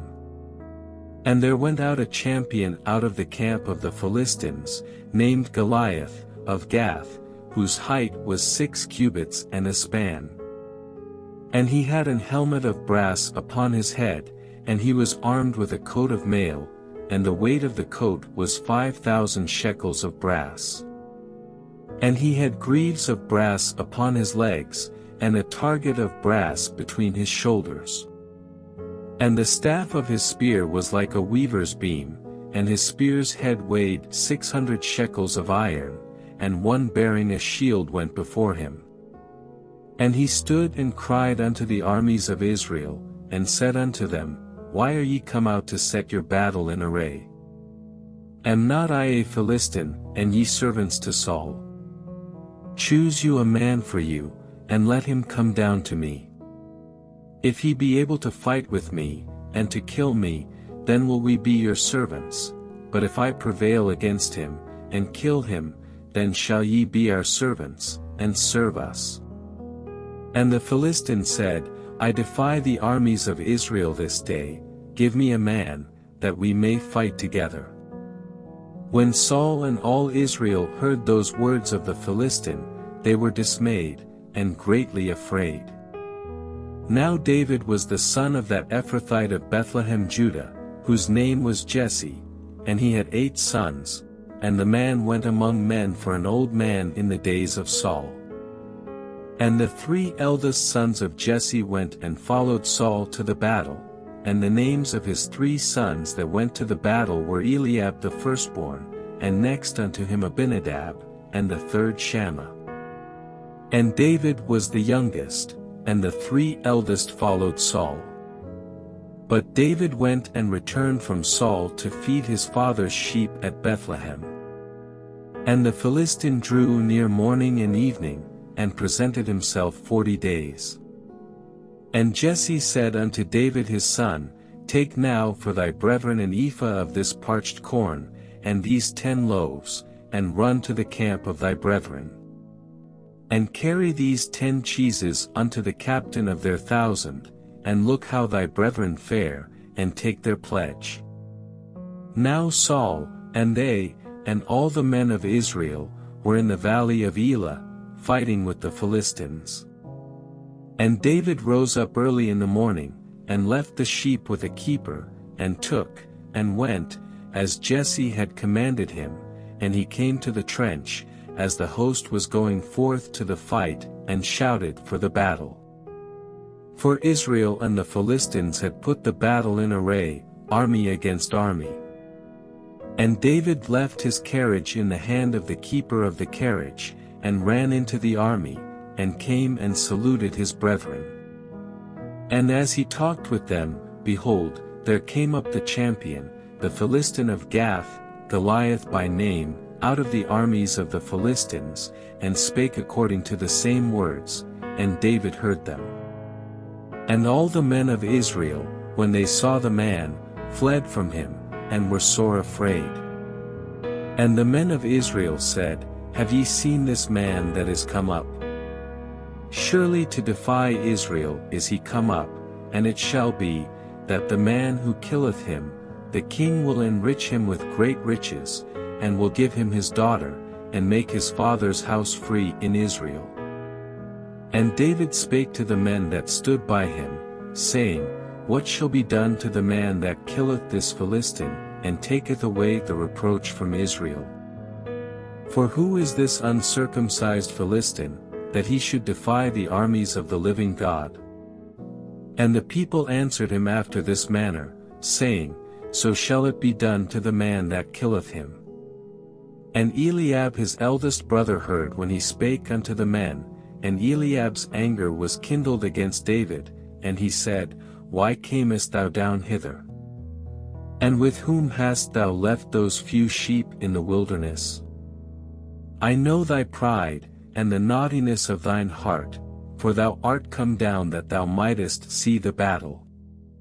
And David said, What have I now done? Is there not a cause? And he turned from him toward another, and spake after the same manner, and the people answered him again after the former manner. And when the words were heard which David spake, they rehearsed them before Saul, and he sent for him. And David said to Saul, Let no man's heart fail because of him, thy servant will go and fight with this Philistine. And Saul said to David, Thou art not able to go against this Philistine to fight with him, for thou art but a youth, and he a man of war from his youth. And David said unto Saul, Thy servant kept his father's sheep, and there came a lion, and a bear, and took a lamb out of the flock. And I went out after him, and smote him, and delivered it out of his mouth, and when he arose against me, I caught him by his beard, and smote him, and slew him. Thy servant slew both the lion and the bear, and this uncircumcised Philistine shall be as one of them, seeing he hath defied the armies of the living God. David said moreover, The Lord that delivered me out of the paw of the lion, and out of the paw of the bear, he will deliver me out of the hand of this Philistine. And Saul said unto David, Go, and the Lord be with thee. And Saul armed David with his armor, and he put an helmet of brass upon his head, also he armed him with a coat of mail. And David girded his sword upon his armor, and he essayed to go, for he had not proved it. And David said unto Saul, I cannot go with these, for I have not proved them. And David put them off him. And he took his staff in his hand, and chose him 5 smooth stones out of the brook, and put them in a shepherd's bag which he had, even in a scrip, and his sling was in his hand, and he drew near to the Philistine. And the Philistine came on and drew near unto David, and the man that bare the shield went before him. And when the Philistine looked about, and saw David, he disdained him, for he was but a youth, and ruddy, and of a fair countenance. And the Philistine said unto David, Am I a dog, that thou comest to me with staves? And the Philistine cursed David by his gods. And the Philistine said to David, Come to me, and I will give thy flesh unto the fowls of the air, and to the beasts of the field. Then said David to the Philistine, Thou comest to me with a sword, and with a spear, and with a shield, but I come to thee in the name of the Lord of hosts, the God of the armies of Israel, whom thou hast defied.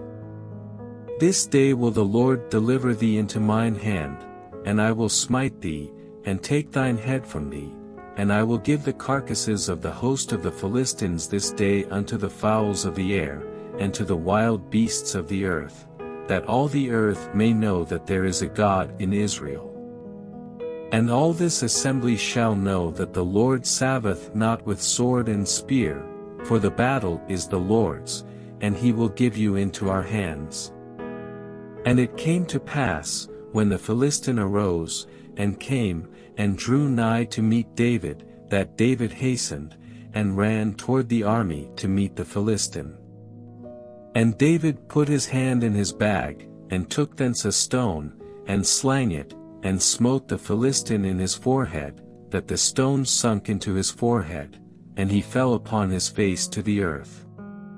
So David prevailed over the Philistine with a sling and with a stone, and smote the Philistine, and slew him, but there was no sword in the hand of David. Therefore David ran, and stood upon the Philistine, and took his sword, and drew it out of the sheath thereof, and slew him, and cut off his head therewith. And when the Philistines saw their champion was dead, they fled. And the men of Israel and of Judah arose, and shouted, and pursued the Philistines, until thou come to the valley, and to the gates of Ekron. And the wounded of the Philistines fell down by the way to Shaaraim, even unto Gath, and unto Ekron. And the children of Israel returned from chasing after the Philistines, and they spoiled their tents. And David took the head of the Philistine, and brought it to Jerusalem, but he put his armor in his tent.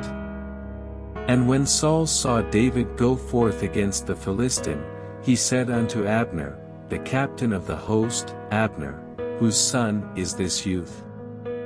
And Abner said, As thy soul liveth, O king, I cannot tell. And the king said, Inquire thou whose son the stripling is. And as David returned from the slaughter of the Philistine, Abner took him, and brought him before Saul with the head of the Philistine in his hand. And Saul said to him, Whose son art thou, thou young man? And David answered, I am the son of thy servant Jesse the Bethlehemite. And it came to pass, when he had made an end of speaking unto Saul, that the soul of Jonathan was knit with the soul of David, and Jonathan loved him as his own soul.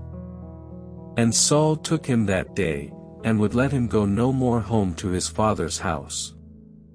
Then Jonathan and David made a covenant, because he loved him as his own soul.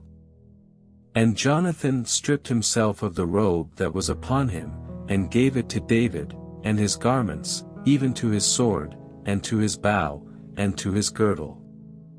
And David went out whithersoever Saul sent him, and behaved himself wisely, and Saul set him over the men of war, and he was accepted in the sight of all the people, and also in the sight of Saul's servants.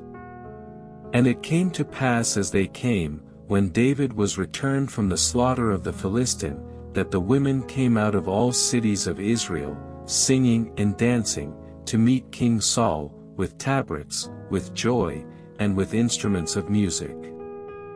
And the women answered one another as they played, and said, Saul hath slain his thousands, and David his 10,000s. And Saul was very wroth, and the saying displeased him, and he said, They have ascribed unto David 10,000s, and to me they have ascribed but thousands, and what can he have more but the kingdom? And Saul eyed David from that day and forward. And it came to pass on the morrow, that the evil spirit from God came upon Saul, and he prophesied in the midst of the house, and David played with his hand, as at other times, and there was a javelin in Saul's hand. And Saul cast the javelin, for he said, I will smite David even to the wall with it. And David avoided out of his presence twice. And Saul was afraid of David, because the Lord was with him, and was departed from Saul. Therefore Saul removed him from him, and made him his captain over 1,000, and he went out and came in before the people. And David behaved himself wisely in all his ways, and the Lord was with him. Wherefore when Saul saw that he behaved himself very wisely, he was afraid of him. But all Israel and Judah loved David, because he went out and came in before them. And Saul said to David, Behold my elder daughter Merab, her will I give thee to wife, only be thou valiant for me, and fight the Lord's battles. For Saul said, Let not mine hand be upon him, but let the hand of the Philistines be upon him. And David said unto Saul, Who am I? And what is my life, or my father's family in Israel, that I should be son-in-law to the king? But it came to pass at the time when Merab Saul's daughter should have been given to David, that she was given unto Adriel the Mahalathite to wife. And Michal Saul's daughter loved David, and they told Saul, and the thing pleased him. And Saul said, I will give him her, that she may be a snare to him, and that the hand of the Philistines may be against him. Wherefore Saul said to David, Thou shalt this day be my son-in-law in the one of the twain. And Saul commanded his servants, saying, Commune with David secretly, and say, Behold, the king hath delight in thee, and all his servants love thee, now therefore be the king's son-in-law. And Saul's servants spake those words in the ears of David. And David said, Seemeth it to you a light thing to be a king's son-in-law, seeing that I am a poor man, and lightly esteemed? And the servants of Saul told him, saying, On this manner spake David. And Saul said, Thus shall ye say to David, The king desireth not any dowry, but 100 foreskins of the Philistines, to be avenged of the king's enemies. But Saul thought to make David fall by the hand of the Philistines. And when his servants told David these words, it pleased David well to be the king's son-in-law, and the days were not expired.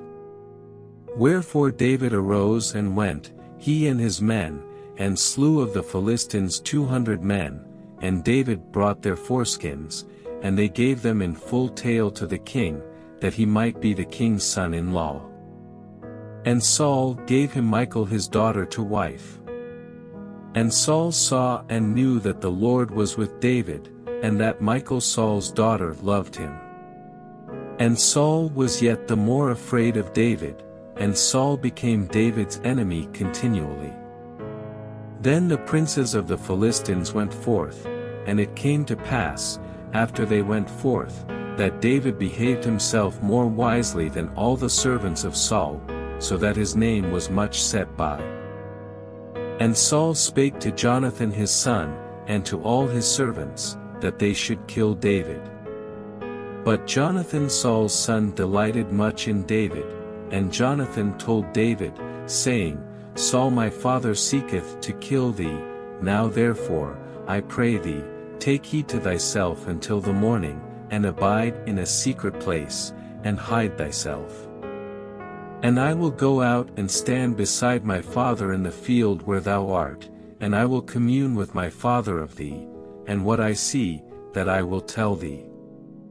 And Jonathan spake good of David unto Saul his father, and said unto him, Let not the king sin against his servant, against David, because he hath not sinned against thee, and because his works have been to thee ward very good. For he did put his life in his hand, and slew the Philistine, and the Lord wrought a great salvation for all Israel. Thou sawest it, and didst rejoice. Wherefore then wilt thou sin against innocent blood, to slay David without a cause? And Saul hearkened unto the voice of Jonathan, and Saul sware, As the Lord liveth, he shall not be slain.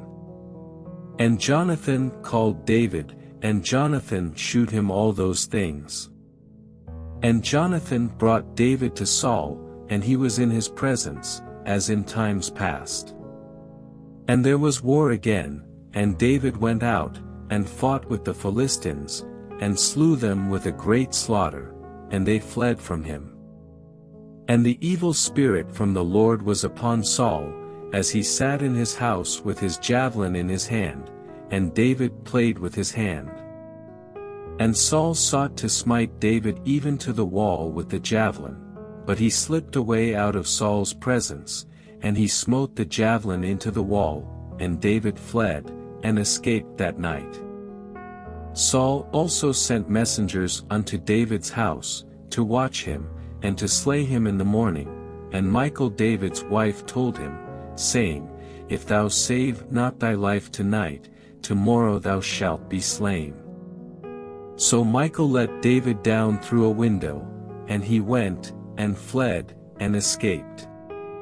And Michal took an image, and laid it in the bed, and put a pillow of goat's hair for his bolster, and covered it with a cloth.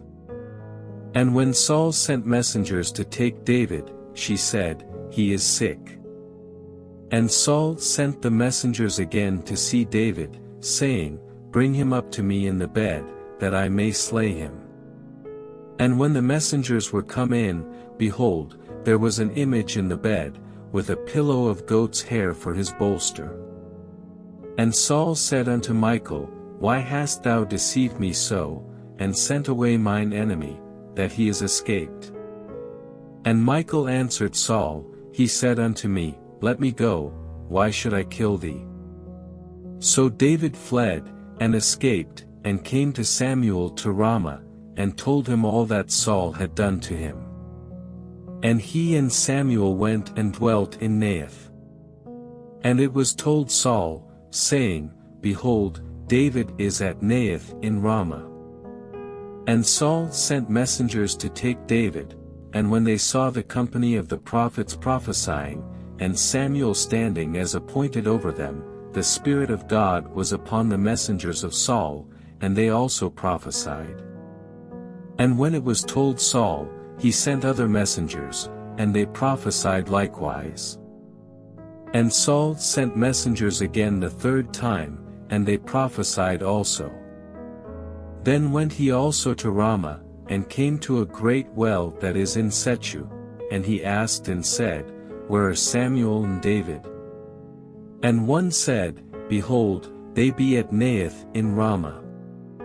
And he went thither to Naioth in Ramah, and the Spirit of God was upon him also, and he went on, and prophesied, until he came to Naioth in Ramah.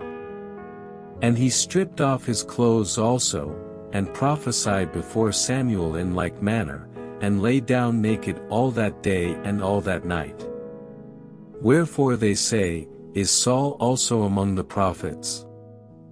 And David fled from Naioth in Ramah, and came and said before Jonathan, What have I done? What is mine iniquity? And what is my sin before thy father, that he seeketh my life? And he said unto him, God forbid, thou shalt not die. Behold, my father will do nothing either great or small, but that he will shew it me, and why should my father hide this thing from me? It is not so. And David sware moreover, and said, Thy father certainly knoweth that I have found grace in thine eyes. And he saith, Let not Jonathan know this, lest he be grieved, but truly as the Lord liveth, and as thy soul liveth, there is but a step between me and death. Then said Jonathan unto David, Whatsoever thy soul desireth, I will even do it for thee. And David said unto Jonathan, Behold, tomorrow is the new moon, and I should not fail to sit with the king at meat, but let me go, that I may hide myself in the field unto the third day at even. If thy father at all miss me, then say, David earnestly asked leave of me that he might run to Bethlehem his city, for there is a yearly sacrifice there for all the family. If he say thus, It is well, thy servant shall have peace, but if he be very wroth, then be sure that evil is determined by him. Therefore thou shalt deal kindly with thy servant, for thou hast brought thy servant into a covenant of the Lord with thee. Notwithstanding, if there be in me iniquity, slay me thyself, for why shouldest thou bring me to thy father? And Jonathan said, Far be it from thee, for if I knew certainly that evil were determined by my father to come upon thee, then would not I tell it thee? Then said David to Jonathan, Who shall tell me? Or what if thy father answer thee roughly? And Jonathan said unto David, Come, and let us go out into the field. And they went out both of them into the field. And Jonathan said unto David, O Lord God of Israel, when I have sounded my father about tomorrow any time, or the third day, and, behold, if there be good toward David, and I then send not unto thee, and shew it thee. The Lord do so and much more to Jonathan, but if it please my father to do thee evil, then I will shew it thee, and send thee away, that thou mayest go in peace, and the Lord be with thee, as he hath been with my father. And thou shalt not only while yet I live shew me the kindness of the Lord, that I die not. But also thou shalt not cut off thy kindness from my house forever, no, not when the Lord hath cut off the enemies of David every one from the face of the earth. So Jonathan made a covenant with the house of David, saying, Let the Lord even require it at the hand of David's enemies. And Jonathan caused David to swear again, because he loved him, for he loved him as he loved his own soul. Then Jonathan said to David, Tomorrow is the new moon, and thou shalt be missed, because thy seat will be empty.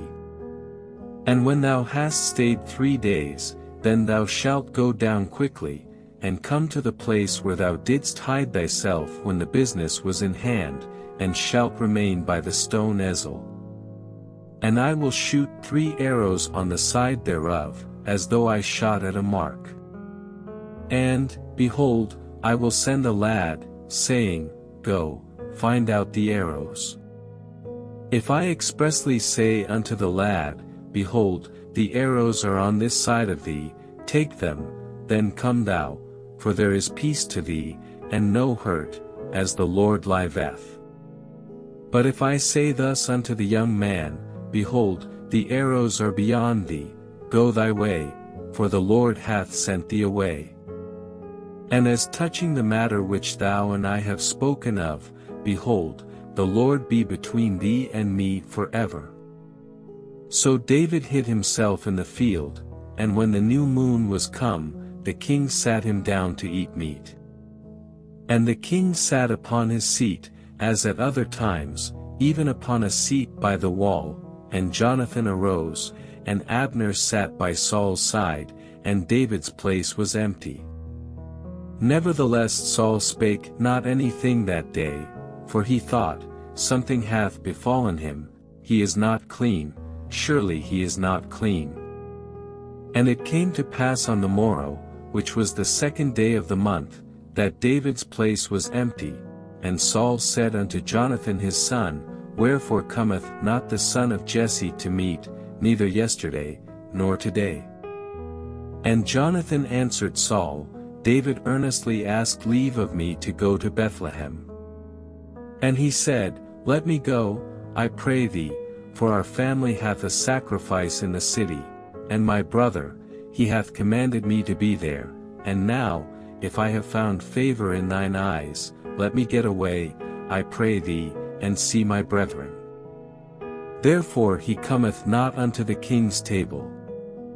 Then Saul's anger was kindled against Jonathan, and he said unto him, Thou son of the perverse rebellious woman, do not I know that thou hast chosen the son of Jesse to thine own confusion, and unto the confusion of thy mother's nakedness? For as long as the son of Jesse liveth upon the ground, thou shalt not be established, nor thy kingdom. Wherefore now send and fetch him unto me, for he shall surely die. And Jonathan answered Saul his father, and said unto him, Wherefore shall he be slain? What hath he done?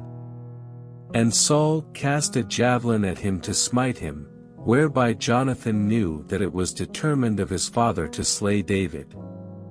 So Jonathan arose from the table in fierce anger, and did eat no meat the 2nd day of the month, for he was grieved for David, because his father had done him shame. And it came to pass in the morning, that Jonathan went out into the field at the time appointed with David, and a little lad with him. And he said unto his lad, Run, find out now the arrows which I shoot. And as the lad ran, he shot an arrow beyond him. And when the lad was come to the place of the arrow which Jonathan had shot, Jonathan cried after the lad, and said, Is not the arrow beyond thee? And Jonathan cried after the lad, Make speed, haste, stay not. And Jonathan's lad gathered up the arrows, and came to his master. But the lad knew not anything, only Jonathan and David knew the matter. And Jonathan gave his artillery unto his lad, and said unto him, Go, carry them to the city. And as soon as the lad was gone, David arose out of a place toward the south, and fell on his face to the ground, and bowed himself 3 times, and they kissed one another, and wept one with another, until David exceeded. And Jonathan said to David, Go in peace, forasmuch as we have sworn both of us in the name of the Lord, saying, The Lord be between me and thee, and between my seed and thy seed forever. And he arose and departed, and Jonathan went into the city. Then came David to Nob to Ahimelech the priest, and Ahimelech was afraid at the meeting of David, and said unto him, Why art thou alone, and no man with thee? And David said unto Ahimelech the priest, The king hath commanded me a business, and hath said unto me, Let no man know anything of the business whereabout I send thee, and what I have commanded thee, and I have appointed my servants to such and such a place. Now therefore what is under thine hand? Give me 5 loaves of bread in mine hand, or what there is present. And the priest answered David, and said, There is no common bread under mine hand, but there is hallowed bread, if the young men have kept themselves at least from women. And David answered the priest, and said unto him, Of a truth women have been kept from us about these 3 days, since I came out, and the vessels of the young men are holy, and the bread is in a manner common, yea, though it were sanctified this day in the vessel. So the priest gave him hallowed bread, for there was no bread there but the showbread, that was taken from before the Lord, to put hot bread in the day when it was taken away. Now a certain man of the servants of Saul was there that day, detained before the Lord, and his name was Doeg, an Edomite, the chiefest of the herdmen that belonged to Saul. And David said unto Ahimelech, And is there not here under thine hand spear or sword? For I have neither brought my sword nor my weapons with me, because the king's business required haste. And the priest said, The sword of Goliath the Philistine, whom thou slewest in the valley of Elah, behold, it is here wrapped in a cloth behind the ephod. If thou wilt take that, take it, for there is no other save that here. And David said, There is none like that, give it me. And David arose and fled that day for fear of Saul, and went to Achish the king of Gath. And the servants of Achish said unto him, Is not this David the king of the land?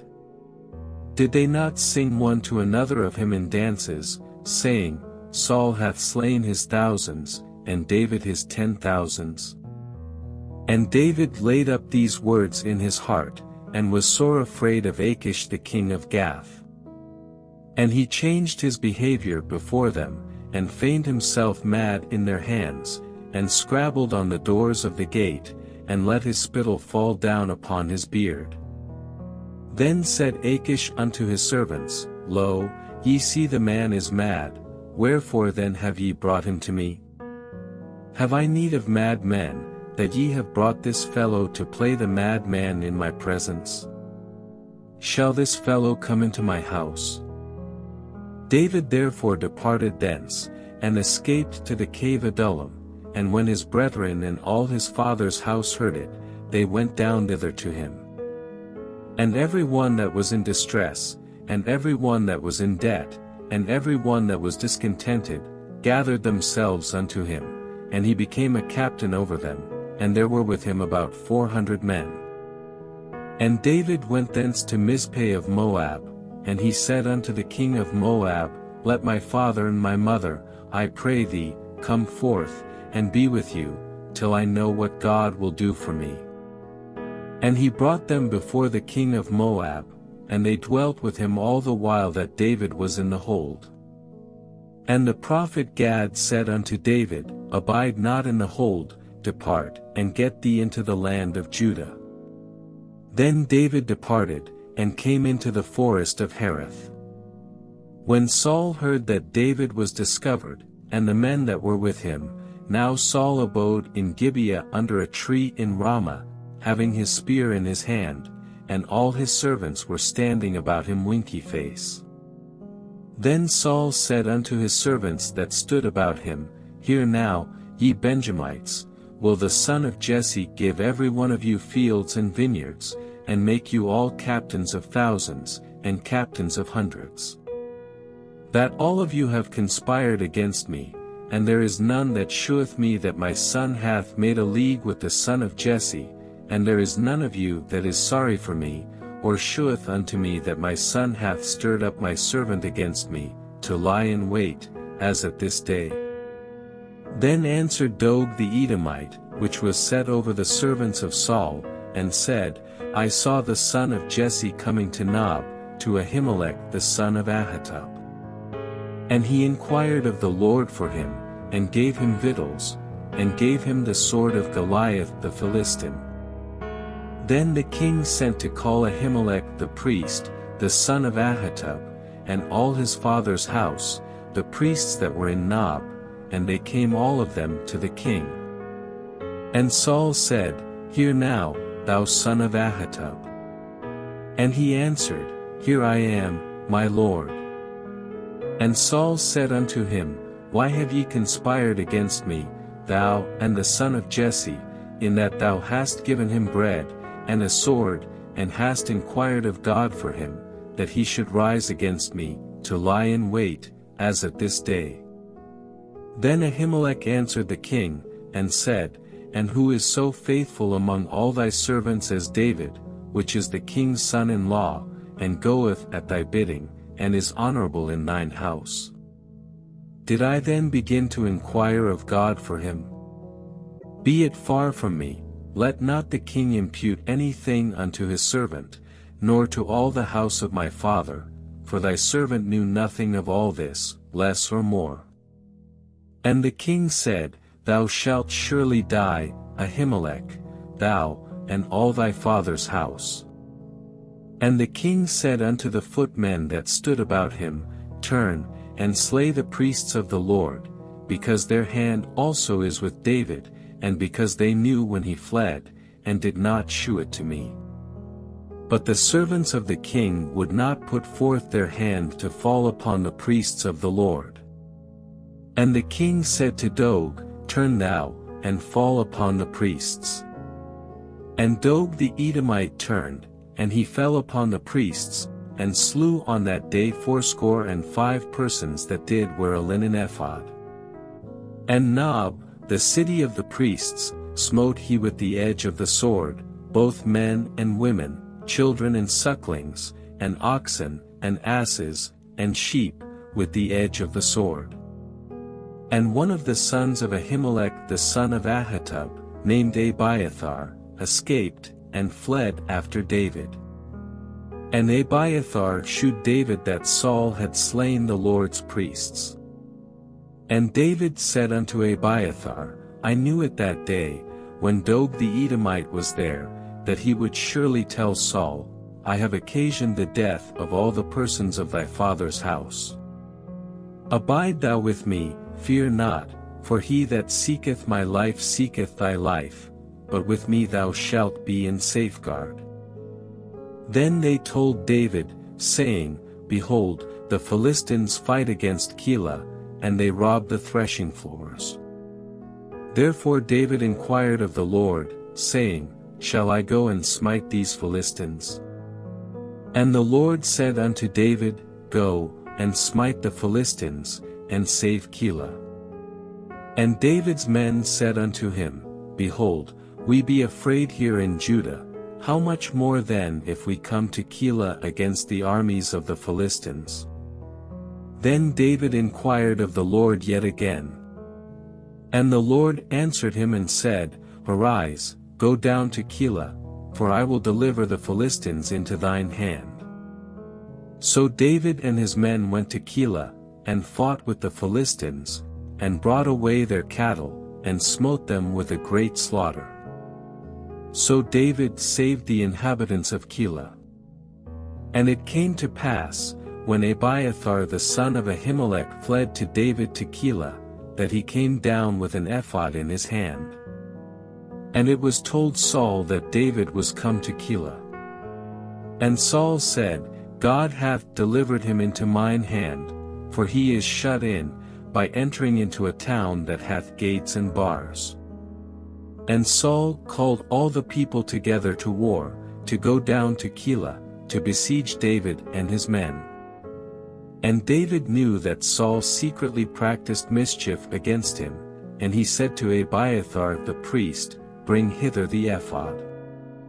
Then said David, O Lord God of Israel, thy servant hath certainly heard that Saul seeketh to come to Keilah, to destroy the city for my sake. Will the men of Keilah deliver me up into his hand? Will Saul come down, as thy servant hath heard? O Lord God of Israel, I beseech thee, tell thy servant. And the Lord said, He will come down. Then said David, Will the men of Keilah deliver me and my men into the hand of Saul? And the Lord said, They will deliver thee up. Then David and his men, which were about 600, arose and departed out of Keilah, and went whithersoever they could go. And it was told Saul that David was escaped from Keilah, and he forbare to go forth. And David abode in the wilderness in strongholds, and remained in a mountain in the wilderness of Ziph. And Saul sought him every day, but God delivered him not into his hand. And David saw that Saul was come out to seek his life, and David was in the wilderness of Ziph in a wood. And Jonathan Saul's son arose, and went to David into the wood, and strengthened his hand in God.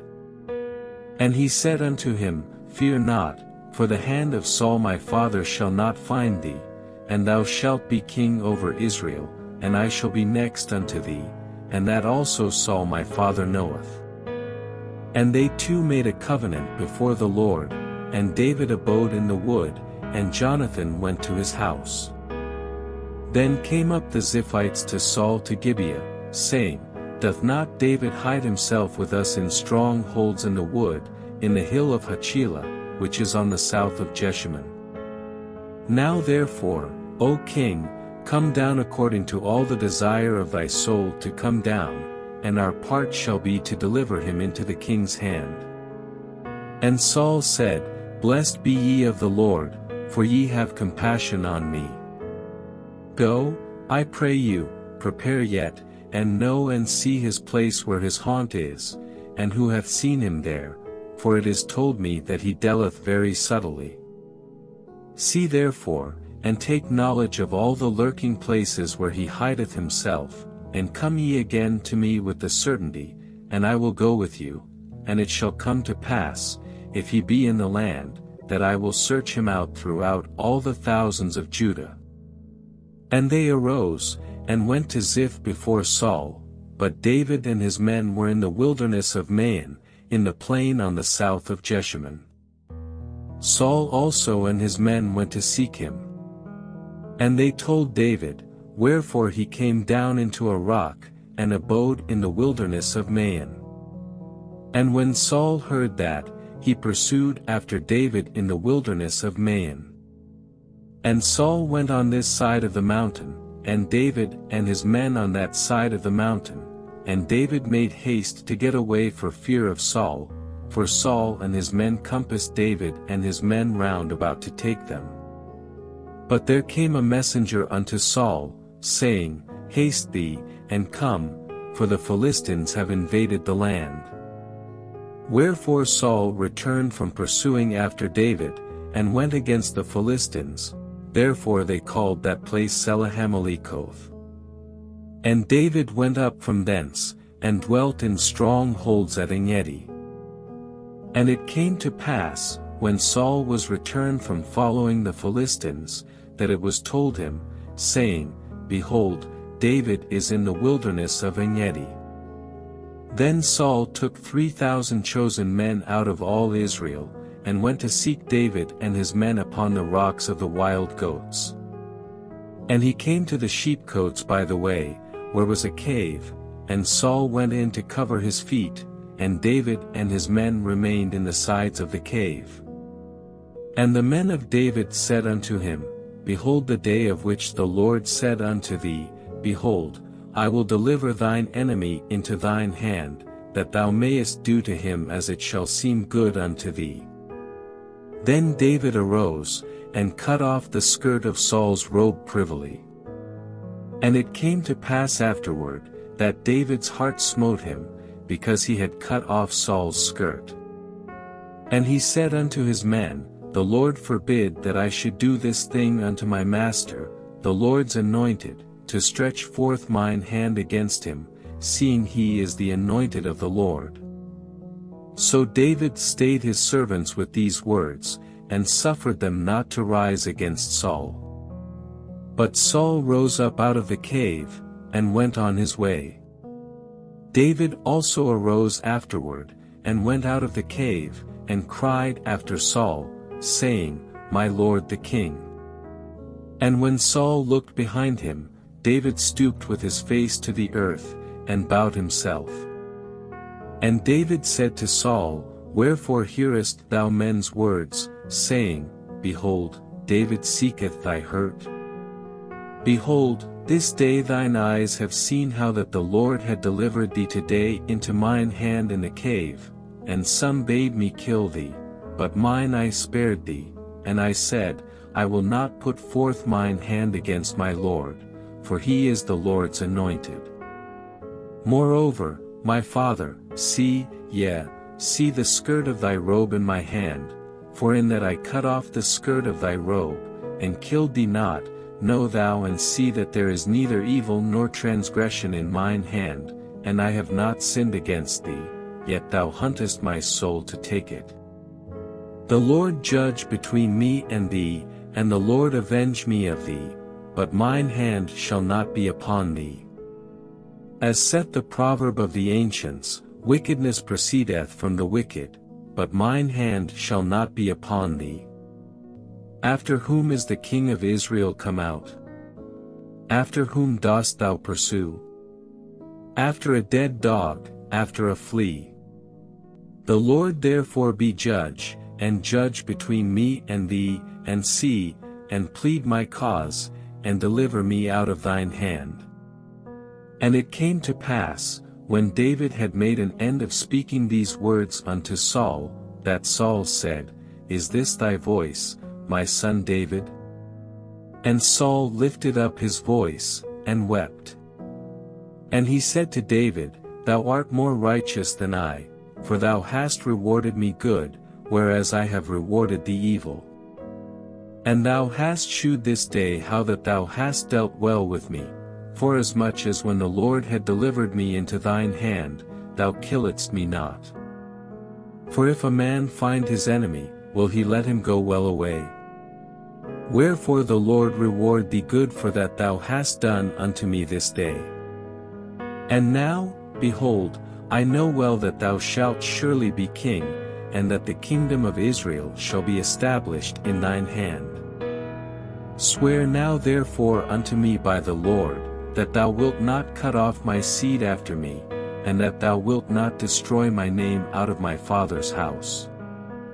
And David sware unto Saul. And Saul went home, but David and his men gat them up unto the hold.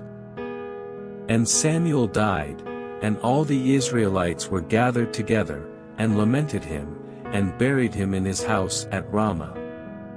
And David arose, and went down to the wilderness of Paran.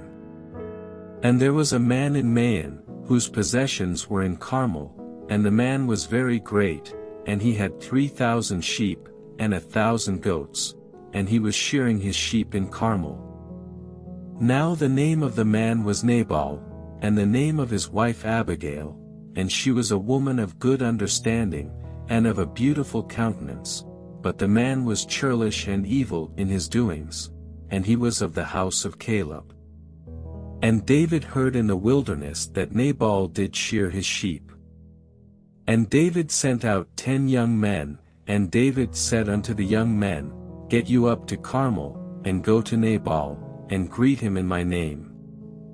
And thus shall ye say to him that liveth in prosperity, Peace be both to thee, and peace be to thine house, and peace be unto all that thou hast.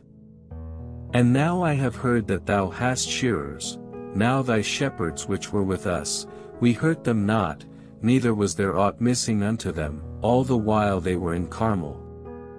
Ask thy young men, and they will shew thee. Wherefore let the young men find favor in thine eyes, for we come in a good day, give, I pray thee, whatsoever cometh to thine hand unto thy servants, and to thy son David. And when David's young men came, they spake to Nabal according to all those words in the name of David, and ceased. And Nabal answered David's servants, and said, Who is David? And who is the son of Jesse? There be many servants nowadays that break away every man from his master. Shall I then take my bread, and my water, and my flesh that I have killed for my shearers, and give it unto men, whom I know not whence they be? So David's young men turned their way, and went again, and came and told him all those sayings. And David said unto his men, Gird ye on every man his sword.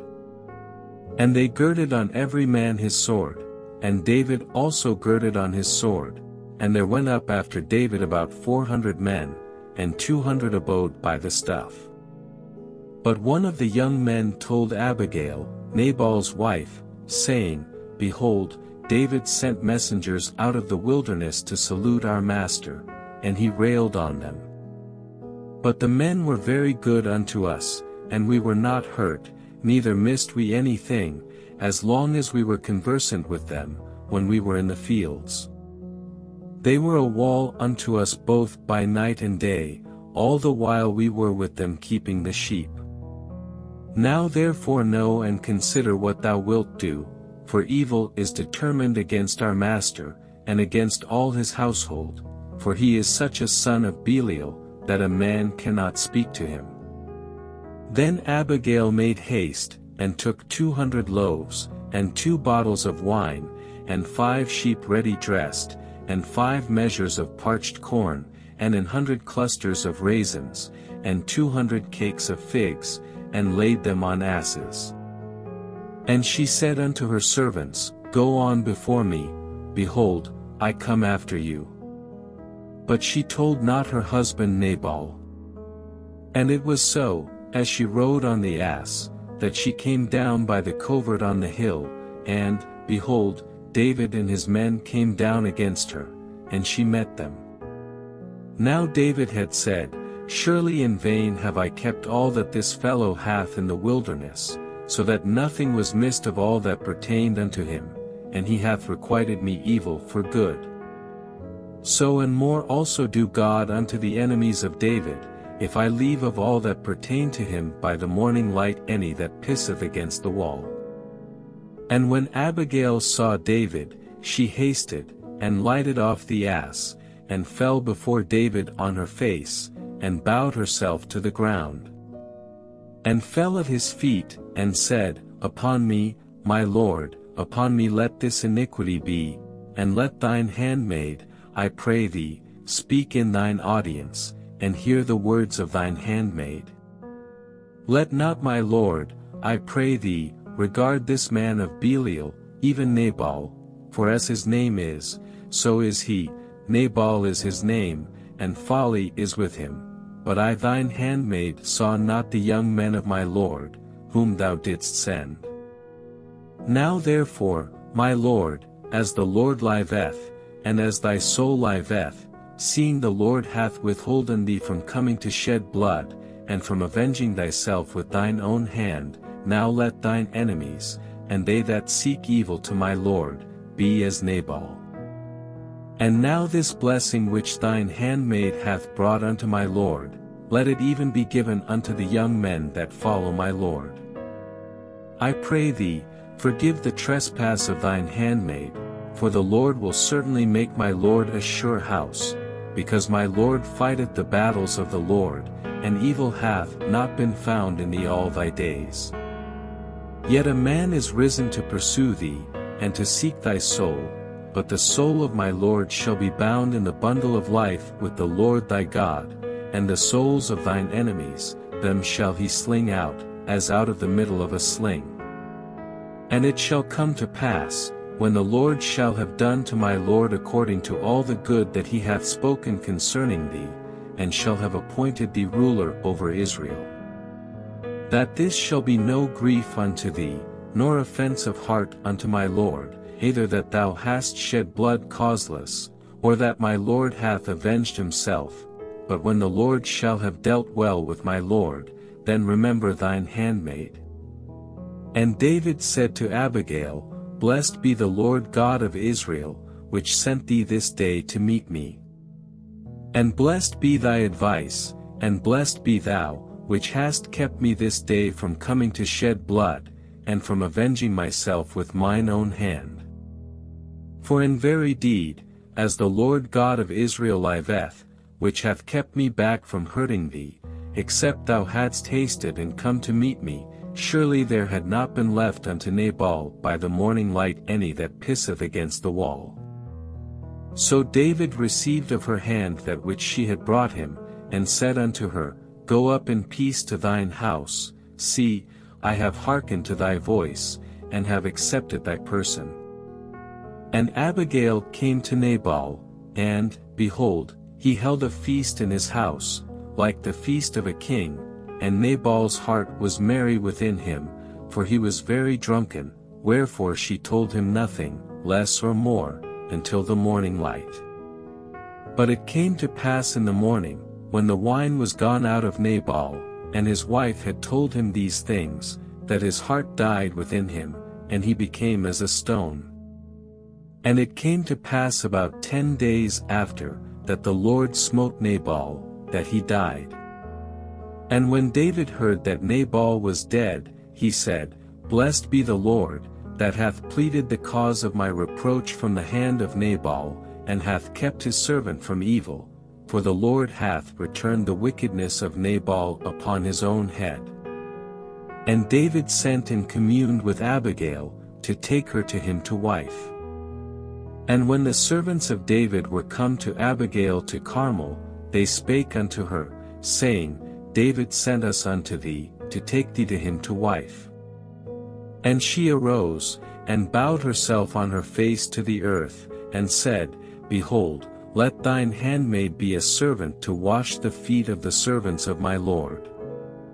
And Abigail hasted, and arose and rode upon an ass, with 5 damsels of hers that went after her, and she went after the messengers of David, and became his wife. David also took Ahinoam of Jezreel, and they were also both of them his wives.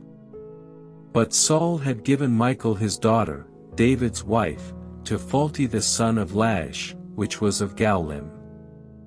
And the Ziphites came unto Saul to Gibeah, saying, Doth not David hide himself in the hill of Hachilah, which is before Jeshimon?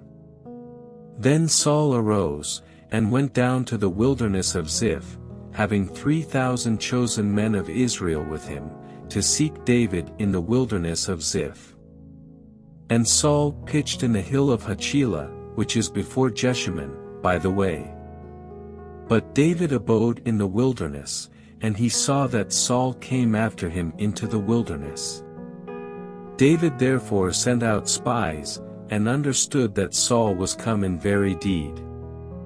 And David arose, and came to the place where Saul had pitched, and David beheld the place where Saul lay, and Abner the son of Ner, the captain of his host, and Saul lay in the trench, and the people pitched round about him. Then answered David and said to Ahimelech the Hittite, and to Abishai the son of Zeruiah, brother to Joab, saying, Who will go down with me to Saul to the camp? And Abishai said, I will go down with thee. So David and Abishai came to the people by night, and, behold, Saul lay sleeping within the trench, and his spear stuck in the ground at his bolster, but Abner and the people lay round about him. Then said Abishai to David, God hath delivered thine enemy into thine hand this day, now therefore let me smite him, I pray thee, with the spear even to the earth at once, and I will not smite him the second time. And David said to Abishai, Destroy him not, for who can stretch forth his hand against the Lord's anointed, and be guiltless? David said furthermore, As the Lord liveth, the Lord shall smite him, or his day shall come to die, or he shall descend into battle, and perish. The Lord forbid that I should stretch forth mine hand against the Lord's anointed, but, I pray thee, take thou now the spear that is at his bolster, and the cruse of water, and let us go. So David took the spear and the cruse of water from Saul's bolster, and they gat them away, and no man saw it, nor knew it, neither awaked, for they were all asleep, because a deep sleep from the Lord was fallen upon them. Then David went over to the other side, and stood on the top of an hill afar off, a great space being between them. And David cried to the people, and to Abner the son of Ner, saying, Answerest thou not, Abner? Then Abner answered and said, Who art thou that criest to the king? And David said to Abner, Art not thou a valiant man? And who is like to thee in Israel? Wherefore then hast thou not kept thy lord the king?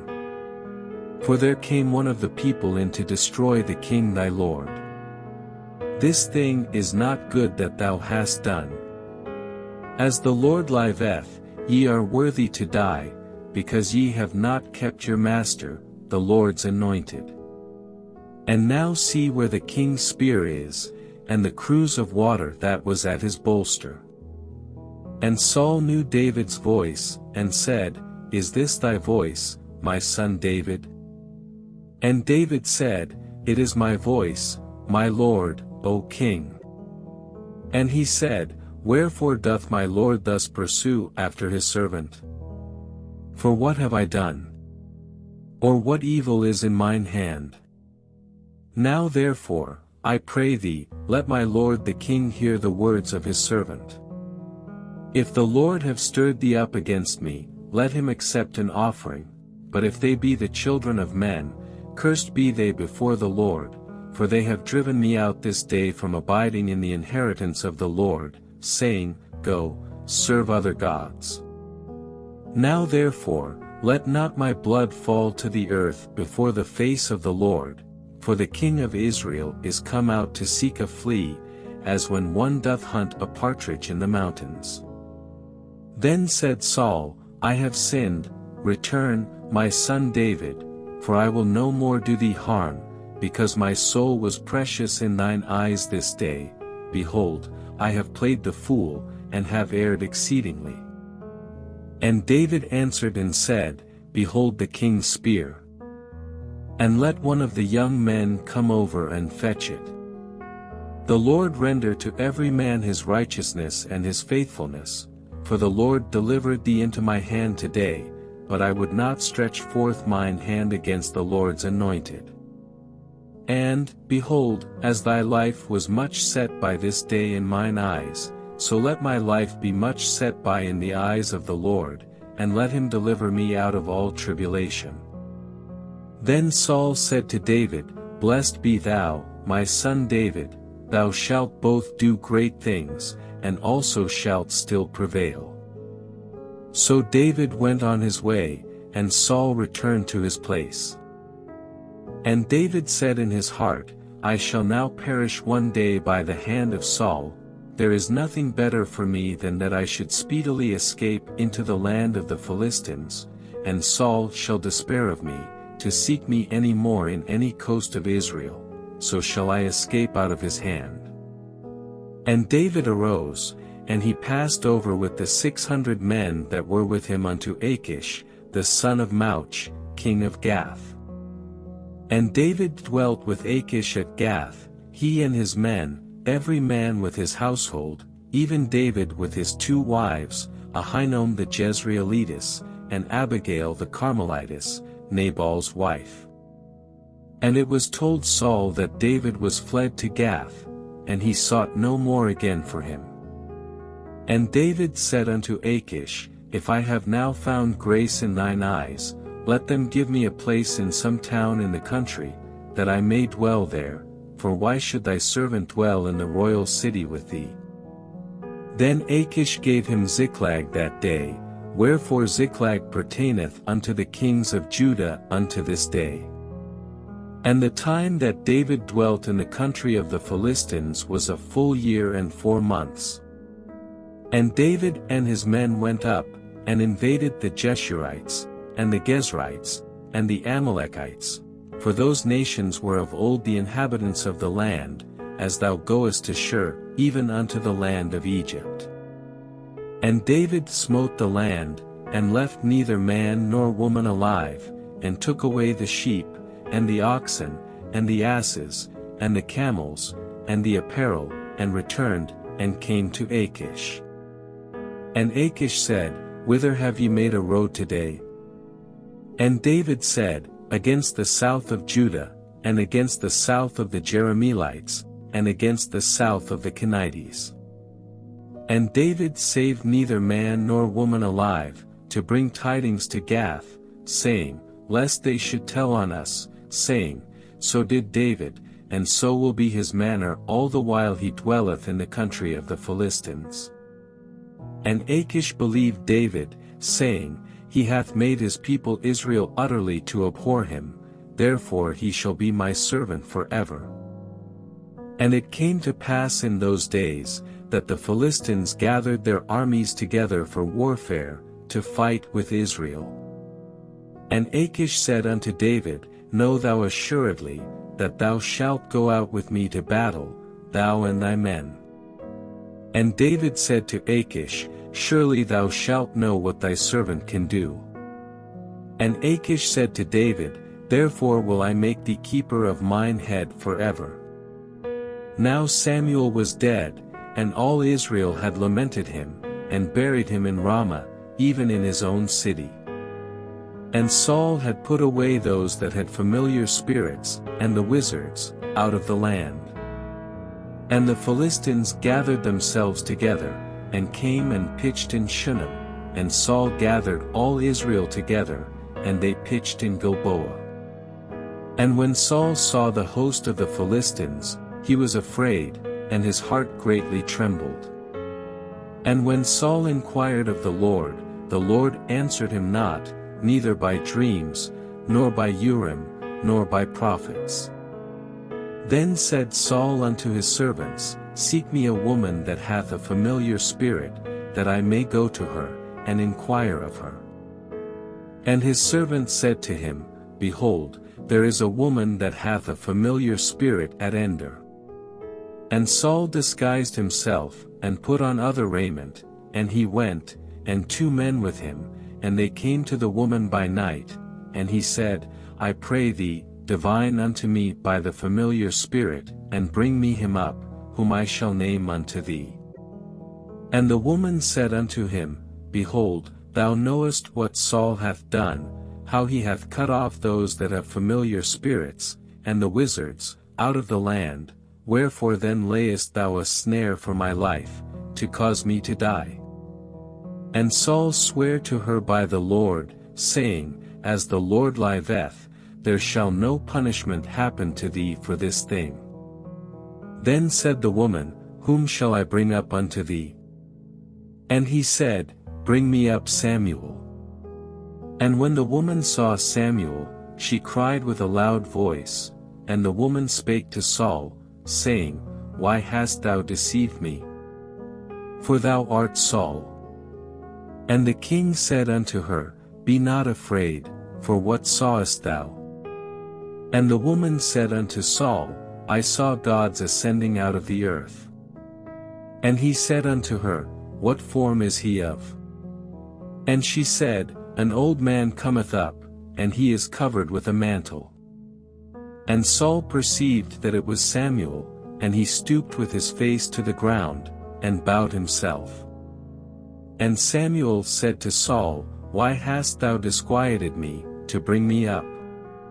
And Saul answered, I am sore distressed, for the Philistines make war against me, and God is departed from me, and answereth me no more, neither by prophets, nor by dreams, therefore I have called thee, that thou mayest make known unto me what I shall do. Then said Samuel, Wherefore then dost thou ask of me, seeing the Lord is departed from thee, and is become thine enemy? And the Lord hath done to him, as he spake by me, for the Lord hath rent the kingdom out of thine hand, and given it to thy neighbor, even to David. Because thou obeyedst not the voice of the Lord, nor executedst his fierce wrath upon Amalek, therefore hath the Lord done this thing unto thee this day. Moreover the Lord will also deliver Israel with thee into the hand of the Philistines, and tomorrow shalt thou and thy sons be with me, the Lord also shall deliver the host of Israel into the hand of the Philistines. Then Saul fell straightway all along on the earth, and was sore afraid, because of the words of Samuel, and there was no strength in him, for he had eaten no bread all the day, nor all the night. And the woman came unto Saul, and saw that he was sore troubled, and said unto him, Behold, thine handmaid hath obeyed thy voice, and I have put my life in my hand, and have hearkened unto thy words which thou spakest unto me. Now therefore, I pray thee, hearken thou also unto the voice of thine handmaid, and let me set a morsel of bread before thee, and eat, that thou mayest have strength, when thou goest on thy way. But he refused, and said, I will not eat. But his servants, together with the woman, compelled him, and he hearkened unto their voice. So he arose from the earth, and sat upon the bed. And the woman had a fat calf in the house, and she hasted, and killed it, and took flour, and kneaded it, and did bake unleavened bread thereof. And she brought it before Saul, and before his servants, and they did eat. Then they rose up, and went away that night. Now the Philistines gathered together all their armies to Aphek, and the Israelites pitched by a fountain which is in Jezreel. And the lords of the Philistines passed on by hundreds, and by thousands, but David and his men passed on in the rearward with Achish. Then said the princes of the Philistines, What do these Hebrews here? And Achish said unto the princes of the Philistines, Is not this David, the servant of Saul the king of Israel, which hath been with me these days, or these years, and I have found no fault in him since he fell unto me unto this day? And the princes of the Philistines were wroth with him, and the princes of the Philistines said unto him, Make this fellow return, that he may go again to his place which thou hast appointed him, and let him not go down with us to battle, lest in the battle he be an adversary to us, for wherewith should he reconcile himself unto his master? Should it not be with the heads of these men? Is not this David, of whom they sang one to another in dances, saying, Saul slew his thousands, and David his 10,000s? Then Achish called David, and said unto him, Surely, as the Lord liveth, thou hast been upright, and thy going out and thy coming in with me in the host is good in my sight, for I have not found evil in thee since the day of thy coming unto me unto this day. Nevertheless the Lord's favour thee not. Wherefore now return, and go in peace, that thou displease not the lords of the Philistines. And David said unto Achish, But what have I done?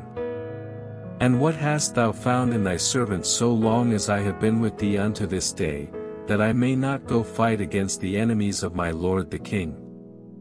And Achish answered and said to David, I know that thou art good in my sight, as an angel of God, notwithstanding the princes of the Philistines have said, He shall not go up with us to the battle. Wherefore now rise up early in the morning with thy master's servants that are come with thee, and as soon as ye be up early in the morning, and have light, depart. So David and his men rose up early to depart in the morning, to return into the land of the Philistines. And the Philistines went up to Jezreel. And it came to pass, when David and his men were come to Ziklag on the third day, that the Amalekites had invaded the south, and Ziklag, and smitten Ziklag, and burned it with fire. And had taken the women captives, that were therein, they slew not any, either great or small, but carried them away, and went on their way. So David and his men came to the city, and, behold, it was burned with fire, and their wives, and their sons, and their daughters, were taken captives. Then David and the people that were with him lifted up their voice and wept, until they had no more power to weep.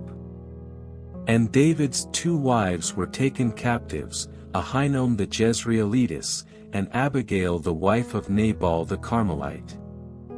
And David was greatly distressed, for the people spake of stoning him, because the soul of all the people was grieved, every man for his sons and for his daughters, but David encouraged himself in the Lord his God.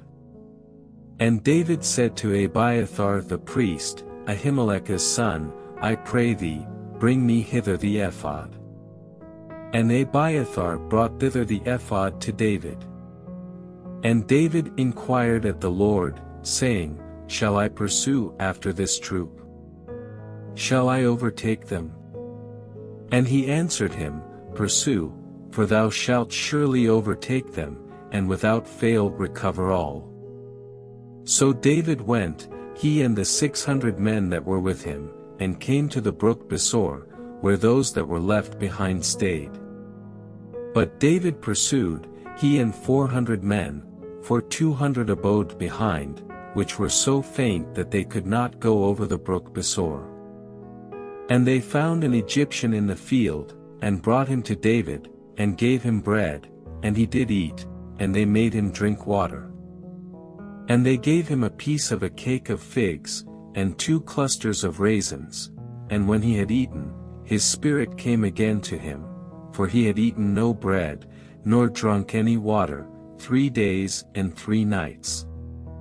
And David said unto him, To whom belongest thou? And whence art thou? And he said, I am a young man of Egypt, servant to an Amalekite, and my master left me, because 3 days agone I fell sick. We made an invasion upon the south of the Cherethites, and upon the coast which belongeth to Judah, and upon the south of Caleb, and we burned Ziklag with fire. And David said to him, Canst thou bring me down to this company? And he said, Swear unto me by God, that thou wilt neither kill me, nor deliver me into the hands of my master, and I will bring thee down to this company. And when he had brought him down, behold, they were spread abroad upon all the earth, eating and drinking, and dancing, because of all the great spoil that they had taken out of the land of the Philistines, and out of the land of Judah. And David smote them from the twilight even unto the evening of the next day, and there escaped not a man of them, save 400 young men, which rode upon camels, and fled. And David recovered all that the Amalekites had carried away, and David rescued his 2 wives. And there was nothing lacking to them, neither small nor great, neither sons nor daughters, neither spoil, nor anything that they had taken to them, David recovered all. And David took all the flocks and the herds, which they drave before those other cattle, and said, This is David's spoil. And David came to the 200 men, which were so faint that they could not follow David, whom they had made also to abide at the brook Besor, and they went forth to meet David, and to meet the people that were with him, and when David came near to the people, he saluted them. Then answered all the wicked men and men of Belial, of those that went with David, and said, Because they went not with us, we will not give them aught of the spoil that we have recovered, save to every man his wife and his children, that they may lead them away, and depart. Then said David, Ye shall not do so, my brethren, with that which the Lord hath given us, who hath preserved us, and delivered the company that came against us into our hand. For who will hearken unto you in this matter? But as his part is that goeth down to the battle, so shall his part be that tarrieth by the stuff, they shall part alike. And it was so from that day forward, that he made it a statute and an ordinance for Israel unto this day. And when David came to Ziklag, he sent of the spoil unto the elders of Judah, even to his friends, saying, Behold a present for you of the spoil of the enemies of the Lord. To them which were in Bethel, and to them which were in South Ramoth, and to them which were in Jadar. And to them which were in Aroer, and to them which were in Siphmoth, and to them which were in Eshtemoa. And to them which were in Rachel, and to them which were in the cities of the Jerahmeelites, and to them which were in the cities of the Kenites. And to them which were in Hormah, and to them which were in Chorashan, and to them which were in Athak. And to them which were in Hebron, and to all the places where David himself and his men were wont to haunt. Now the Philistines fought against Israel, and the men of Israel fled from before the Philistines, and fell down slain in Mount Gilboa.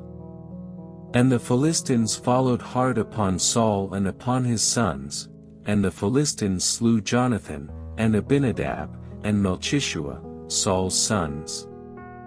And the battle went sore against Saul, and the archers hit him, and he was sore wounded of the archers. Then said Saul unto his armor-bearer, Draw thy sword, and thrust me through therewith, lest these uncircumcised come and thrust me through, and abuse me. But his armor-bearer would not, for he was sore afraid. Therefore Saul took a sword, and fell upon it.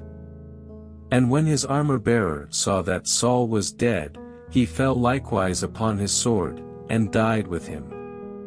So Saul died, and his 3 sons, and his armor-bearer, and all his men, that same day together. And when the men of Israel that were on the other side of the valley, and they that were on the other side Jordan, saw that the men of Israel fled, and that Saul and his sons were dead, they forsook the cities, and fled, and the Philistines came and dwelt in them. And it came to pass on the morrow, when the Philistines came to strip the slain, that they found Saul and his 3 sons fallen in Mount Gilboa. And they cut off his head, and stripped off his armor, and sent into the land of the Philistines round about, to publish it in the house of their idols, and among the people. And they put his armor in the house of Ashtaroth, and they fastened his body to the wall of Bethshan. And when the inhabitants of Jabesh-Gilead heard of that which the Philistines had done to Saul, all the valiant men arose, and went all night, and took the body of Saul and the bodies of his sons from the wall of Bethshan, and came to Jabesh, and burnt them there. And they took their bones, and buried them under a tree at Jabesh, and fasted 7 days.